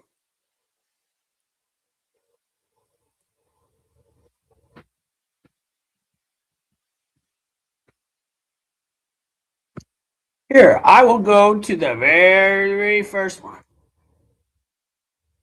There you go, guys. Let's go ahead and look at why we talk about Biden before I get up out of here. Let me show you. Let me put y'all up on some game real fast. Here you go. Here you go. See, y'all say crazy, but see, the truth is y'all are just low IQ and never took the time to learn it. That's all it is. That's fine. Here you go. Ready? Boom. Here we go. Yeah, let's get rid of this. These stupid ads. I haven't been on here in a while. Oh, I hate your stupid ads. Let me get to this. Here we go. Feds say there's no money left to respond to hurricanes after FEMA spent $1.4 billion on immigrants. October 3rd, 2024. Huh. Wow. That's a month before the election. Oh. Homeland Security Mayorkas set off outrage Wednesday when he told reporters that the FEMA agency does not have the funds to see Americans through the rest of this Atlantic hurricane season. After the agency spent more than $1.4 billion since the fall of 2022 to address the migrant crisis or illegal crisis. We are meeting the immediate needs with the money that we have, Mayorkas said. Oh, we are expecting another hurricane hitting. We do not have the funds. FEMA does not have the funds to make it through the season. And what? What is the imminent? What is imminent? You know what's imminent. Critics pointed out the Department of Homeland Security, which we could all say is crooked. That's why I had to end this, because I don't give a damn about FEMA. We could get rid of that whole entire DHS and I wouldn't care. Allocated $640.9 million this year in FEMA administered funds to aid state and local governments coping with the influx of asylum seekers through Mayorkas' office, fired back late Thursday, insisting that those funds couldn't be used for hurricane relief because Congress authorized them specifically for migrant crisis. Again, what about America first? Huh? There ain't nothing America first here. This is easy, Mayorkas said, and FEMA immediately stop spending money on illegal immigration. Wait. I'm sorry. Let me repeat that. This is easy. Mayorkas and FEMA immediately stop spending money on illegal immigration, resettlement, and redirect those funds for the hurricane hit Americans. Put America first. That's quoted from Greg Abbott of Texas. Yeah, agreed, Elon Musk said of Twitter and CEO of Tesla and SpaceX. Abbott is a top critic of Mayorkas. Mass parole of asylum seekers into the U.S. after President Biden refuted former President Donald Trump's remain in Mexico policy, with the governor busing migrants to Democrat-led jurisdictions such as New York City, forcing local budget cuts to house them. Over 2 years, more than $1.4 billion has been committed from FEMA administered programs to support non-federal entities that are taking care of migrants. DHS allocated $780 million for migrant crisis last year, initially through the FEMA Emergency Food and Shelter Program, which funds relief not associated with natural disasters, and then through the new FEMA Shelter and Services Program that was authorized in late 2022 by Congress. Then $640.9 million was spent this year, comes solely to the Shelter and Services Program. These claims that Department of Homeland Security, as Secretary Mayorkas said, FEMA has the necessary resources to meet the immediate needs associated with Hurricane Helene and other disasters. $700. Let's not forget that was $700. I spit on $700. The Shelter and Service Program is a completely separate appropriated grant program that was authorized and funded by Congress and is not associated with FEMA disaster relief. Blase, blase, blase. It is unclear if federal officials have the power to redirect migrant-focused funds to natural disaster victims. Why shouldn't they? You're kidding me, right? But you're over here crying about your boy Trump. Look at this guy. Look at him. He's got black eyes. He has no clue what's going on. He's got his zesty boy Pete Buttigieg, who is part of watching East Palestine blow up. All right, he was there on the scene, made the call, sit there and plan on destroying our country. That's what you're watching right there. Look, he's looking at you, telling you to F off with a dumb blank stare. F off, bro. F off is what he's telling all y'all right now. All of y'all. Telling y'all to go somewhere with your stupid self. The original program from which migrant funds allowed aimed to alleviate homelessness, with 1983 legislation setting up the Emergency Food and Shelter Program and calling for projects and activities in civil jurisdictions with high unemployment or in labor surplus. But see, what they did was they took that and gave it to the illegals. It was meant for Americans. It was meant for us. Do I need to keep going? I mean, do I really need to keep going? Do I? I mean, I can. Do I need to? I think I made a pretty clear point. I think I made a pretty honest opinion right there, boys.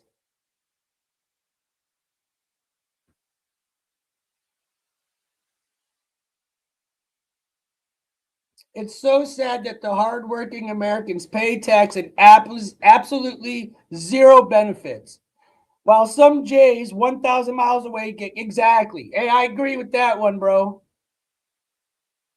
Yeah, I do know that's a photo, dummy. Stupid. I pulled it up. It's from the New York Post. You do know that that's your boy, right? They are spending more a week to put illegals in hotels. They were, bro. I'm sitting here trying to tell these dummies. Trying to tell them. So that is what you're looking at. That exactly. Mr. Good Citizen, that is your corpse of a president. That is why they kept bringing up his name during the thing, okay? That's why immigration and Joe Biden will forever be in lockstep. Forever. Don't forget it. All you liberals, when your kids are half Muslim, just remember this conversation. Weekend at Bernie's. Exactly. Exactly. I don't got much more. I mean, what more could I really say about this topic? All right. What more do you want out of me? I got tired of reading all this stupid. Y'all don't even know why. Y'all are complaining. You don't even know why. I just couldn't do it no more. I'm like, yo, do I have to just put y'all on game to bring you back into reality so that we can move on with present day? The fact that I got to go back like 4 years is crazy to me, bro. And keep going back. The Democrats screwed up the country so bad that we're the tipping point of fixing it. Exactly. Joe Flacco. Hey, rock on, Joe Flacco. Exactly. We're over here fixing it while they're undoing, while Biden undid everything that Trump did from 2016 to 2020. He just undid everything. Except, here's something y'all don't know. Look up his tariffs. Biden kept all the tariffs that he cried about for 4 years. He kept every one of them. Never took one tariff away, but he cried about the tariffs forever. Did you guys know that? I don't think you did. I don't think you knew that. I don't. How you doing, Randy? How's it going, brother? If you're American or not American and you get what I'm saying, hit one. I know a lot of y'all get it. That's why I'm doing this right now. I just personally want the people that mess with me to understand where I come from. And I want the people that don't to know, hey, this is what's going on. You don't like it? Go somewhere else. I don't give a damn. I really don't. I could give two F's. I just want the truth to get out, and I want people to critically think. And when I get to the point I feel like y'all are being so dumbed down that you got need a little lesson, I'm going to stop what I'm doing. I don't care about views. None of that. The 226 people that stuck around, I'm glad y'all stuck around so that we can come together. And like you just said, this will fix it probably. This is going to be good. He will fix it. I hope so, Jeffrey. Yeah, that's what I'm saying, dirty laundry. I'm starting to question it. Yesterday, I asked, do you support America in my poll? 15,000 people said yes. I mean, 15,000 votes. It was actually more than that, but I'm going to keep it at 15 because it's easier math. 15,000 votes. 70% said yes. That's 3,000 people, right? That said no. Do you know how many people in the I literally put somebody in timeout because they said F America, and they came back and said, I'm American. Why did you do this? Because that's exactly the point of the poll, was to find out all you traitor ass Americans in here talking that craziness. Because I know it's not all these other countries. I get love from other countries. It's you liberals. And when I say liberals, I mean far left doinks. I've never used that word. I don't know what to use because I wanted to swear. I've never used that word. Just fill in the blank. They're either Islam or Democrats or both. Look at New York. They're literally fighting right now. They're marching. Protect the dictator of Iran. Donald Trump's a dictator. Get him out. Like, y'all are just backwards. One too many Fauci ouchies.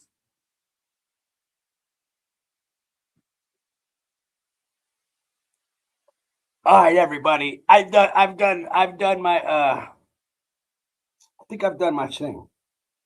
Ryan, you're killing me, bro.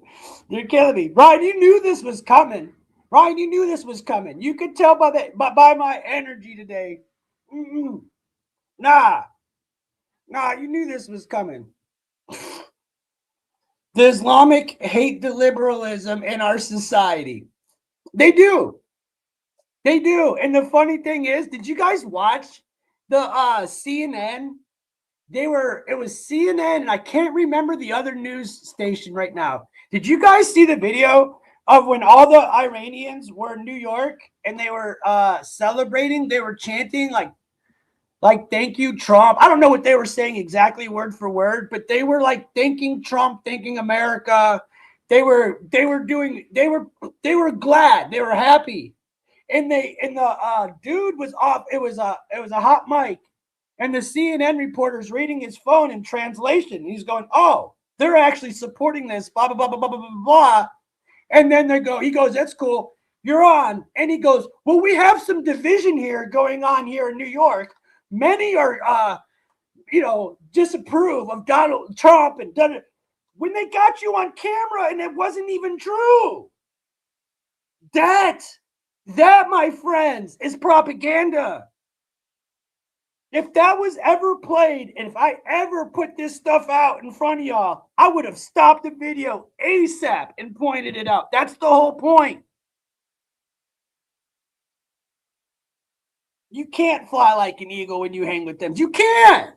Eagles don't come around when the Dems are around, bro. They don't like whistles. They don't like whistles. Okay? We don't like whistles. We only use whistles if you're a female walking around Ohio State campus by yourself at night. Other than that, or like if you're a football referee or a hockey referee or something. But not to yell for your neighbors to come out and scream at ice. It's hilarious, dude. Hilarious, dude. To me. Hey, Todd, I got something for you.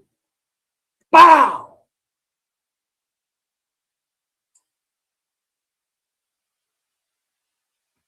No, I'm far right.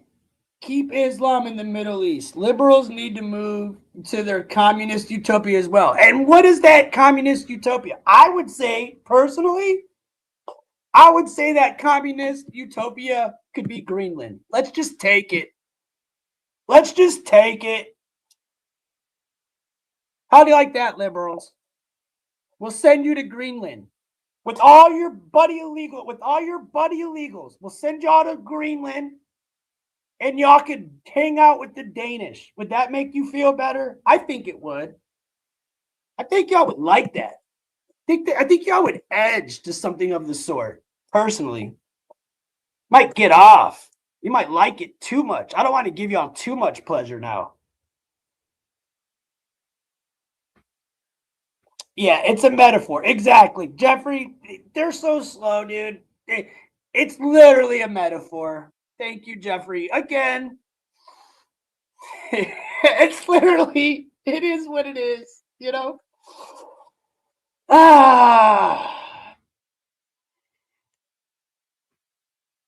So, to all my patriots out there, God bless you. And I know who you are. Trust me, I know. When I read the comments and I talk to you guys, I know who the real ones are. You guys stick out like a sore thumb. I'm just saying. The crazy whistle-blowing blue-haired freaks, I could point you out by your comment and your screen name. I don't even have to see you. Just your name alone, and I could tell what you are. It says a lot, bro. You guys are far gone. Far gone. You're screaming for the Epstein list. How does it make you feel that all the damn libs were on the list? And then you're crying about hearings, listening to the PED libs question the PED libs about PED. What? You guys got it all twisted, dude. I'm sorry. I am so sorry for you guys. I feel bad for you guys. I actually pray for you that you can find peace and brain cells and that God comes into your heart and enlightens you so that you're not on such a low frequency. Because you're on such a low frequency that we're just walking on you right now. We're looking down. We're looking down at you guys going, what is wrong with you? What the heck? Am I on the same timeline as this stoop? Really? God put me here on this same timeline? I don't think so. I don't think so. But unfortunately, it's real. I'm not dreaming right now. I did wake up to this stupidity of a timeline. I'm on it. I'm on it. You can't stop it now. I like you too, Jeffrey. Much love. If everybody hit the like and sub, if you haven't already done it, by the way. Thank you, Ryan. You've been kicking butt behind the thing because I have not been modding, bro. I have not been modding. I was reading, I started modding, and I'm just like really trying to take in all this information because I do want to be able to present. When people were asking questions, I knew a lot of this stuff. Been watching way too much of this. Way too much. Too much, too much, too much, too much. Like Johnny Depp said when he ate all that L in Fear and Loathing Las Vegas. Too much, too much, too much. I did too much. So what did we learn from today, guys? What did we learn? Anything? You're an American, brother. Democrats aren't American. Thank you, Dirty Laundry. Thank you, Dirty Laundry. Like I said, real sees real. You know, real sees real. And all I could really do is sit back and give y'all what I know, give you guys what's going on, give you a place to sit and talk crap to each other, debate, come up with your own theories, and I present it to you and let y'all go at it. Someone said, why don't you have CNN? Go on CNN and do that, bro. Yesterday we had more people in the chat than CNN and what was it, Fox combined, literally. So you're gonna have more fun here than you are at on CNN. I mean, really, it's crazy to me that all government, yes, they are. Gregory, thank you. It's all of them. It's all of them. There was one place, which was Tanzania, Africa. That was the one world leader that actually was a real one. The president of Tanzania. And guess what happened to him? He gone. He gone. How dare he speak the truth? He gone.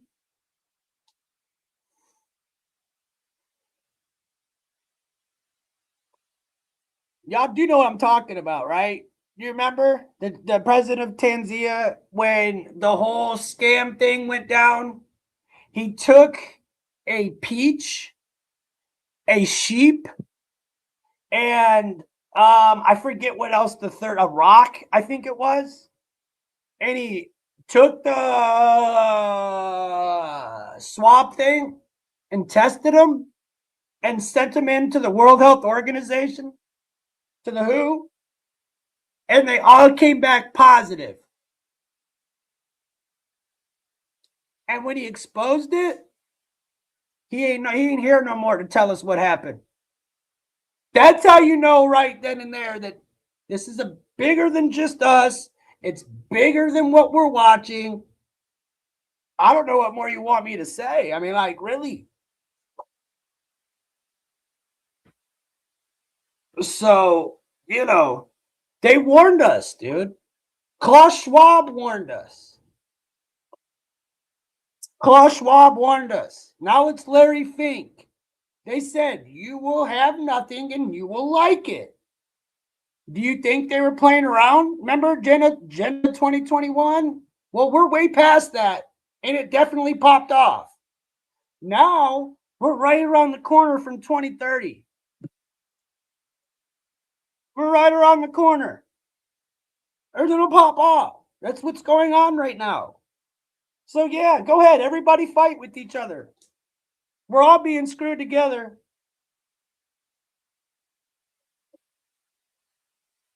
We all are. And that's the sad part of this whole thing. Do you think North Korea is... Dude, North Korea is not even a threat, bro. No, I don't. I think the only thing that could the only country that would possibly be next would be Mexico. I think Mexico will be next. And if Cuba keeps FAFO, they're going to FAFO. That's what I think. I don't think North Korea is a even thought on our heads, dude. At all. Not even a little bit. Not even a little bit. That dude can't even fly a rocket over Japan, dude. Come on.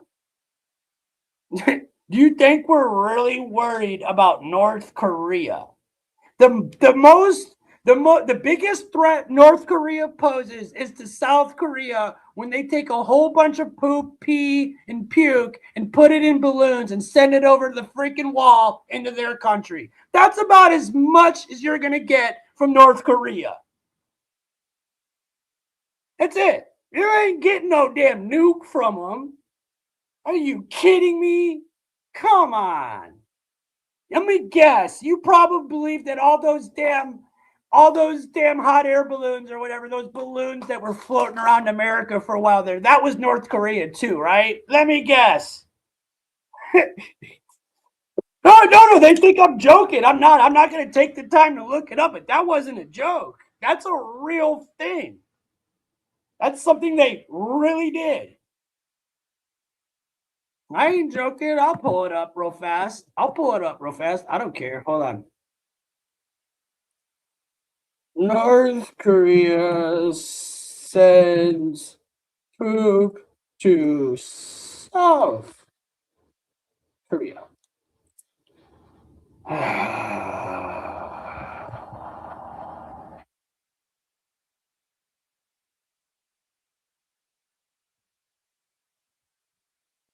This one's kind of funny, y'all. I wanted to get off, but I don't mind doing this. I haven't done this in a while, so this is kind of funny to me.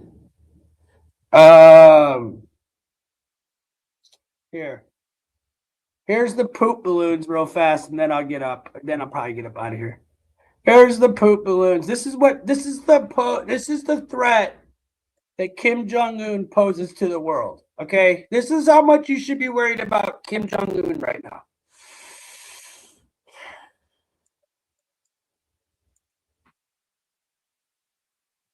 Okay.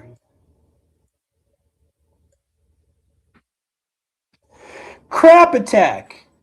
North Korea sends balloons carrying trash and poop to South Korea. May 30th, 2024.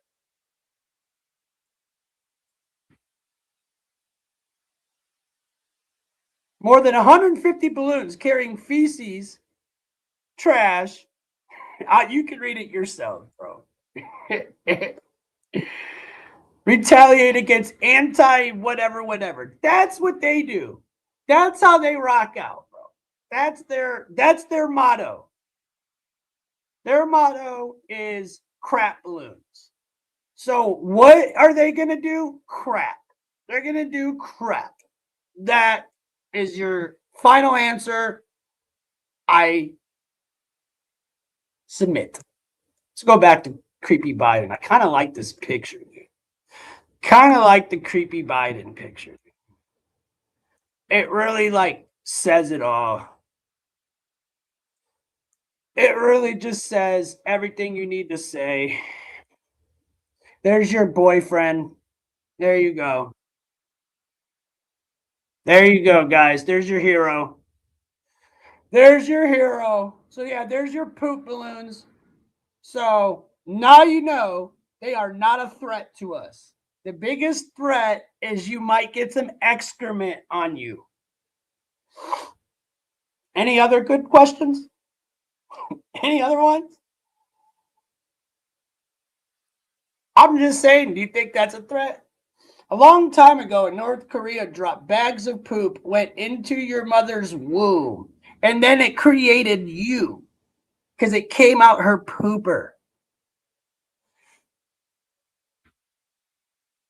That was intelligent. So you're basically saying my mom took an ish and that's how you were born. Okay. Whatever. Everybody takes an ish. Like when I drink this coffee and I think of your comment, I'll go take one after this and I'll be thinking of you the whole time. This black coffee. Dark black coffee. And then don't worry, I ain't putting it in no balloon, my brother. I'll put it in my hand and fling it at you like a chimpanzee.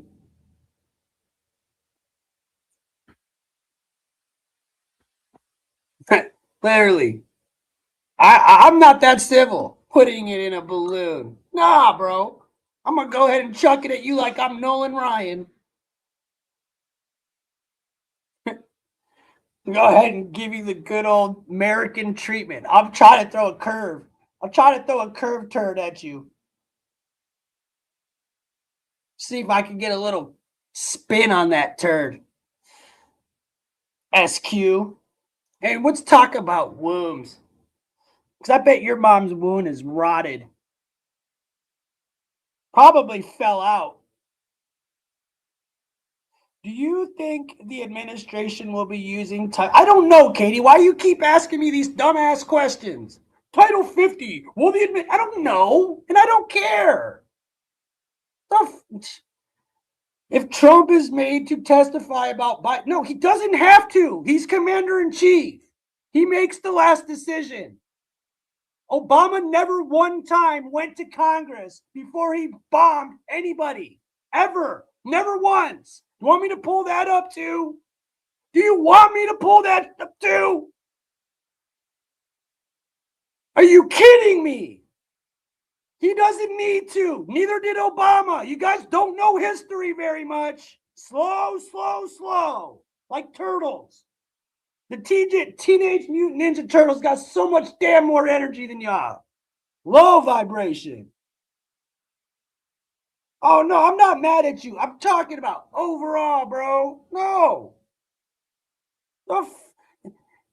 Title 50, bro? Is that what I'm talking about right now? What? There really is, bro. Yeah, Katie, you don't gotta go. It's you asked me something in the middle of a rant that was literally just, I don't even know where that came from. I know. Hey, Silk, what are we supposed to do? That's why I'm having this conversation. That's it. That's why I'm having this conversation right now.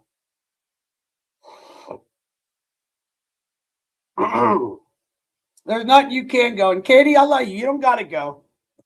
I wasn't yelling at you. I got excited because I read like Title 50. Like, what the heck? I don't feel like thinking about that. I'm talking about crap balloons getting sent across the wall, and you're asking me about Title 50. I don't know what to say, yo. I don't know how to answer those questions. You know me better than that, Katie. You know me way better than that. You know if I'm in the middle of something not to ask me nothing like that. Come on, bro. Come on. Ryan, anything else? Everybody hit the like, share, and subscribe. That felt good. That felt good. That was so much necessary. Let me come back on camera. I don't care now. Because the only reason I had my camera off is because my laptop, when it has so many people coming in, it starts to get slow. So let me put my camera back up. Because I don't mind right now. Like, I don't care about the views. I'm ready to get up out of here. I want to see everybody. That being said. What's up, Ernest? How you doing, brother? Ryan, you love Ryan's been waiting. I know Ryan and Billy have been waiting for me to go off. I know they have. They've been waiting for this moment. Billy said, Tim, you need to start doing you. Don't worry about views. Don't worry about nothing. Sometimes you just do what you got to do. Well, guess what? Today was one of those days. And I want to come back on and I want to watch Timothy Walz look like the moron that he is and discuss immigration more. But I definitely need a rest before I come back on. I will do a later on show. And we will put it down like the G's that we are. Tim and Ryan will be back and we will F up the New World Order, the NWO, whatever you want to call it. You liberals are more than welcome to come take in the game. Or not, that's on you. To all the patriots, to all the just real people out there, the ones that get it. I don't even care if you get it. The ones that are willing to listen, the ones that have love in their heart, the ones that actually give a damn about life. Thank you for sticking around. Thank you for your love. Keep doing keep doing you. Everybody else find God. I don't know what else to tell you. I love you guys. Have a good day. I will be back. Keep an eye out for me. I'll be back on. God bless. Much love. Much love to America. Much love to everybody. I'm out. Peace.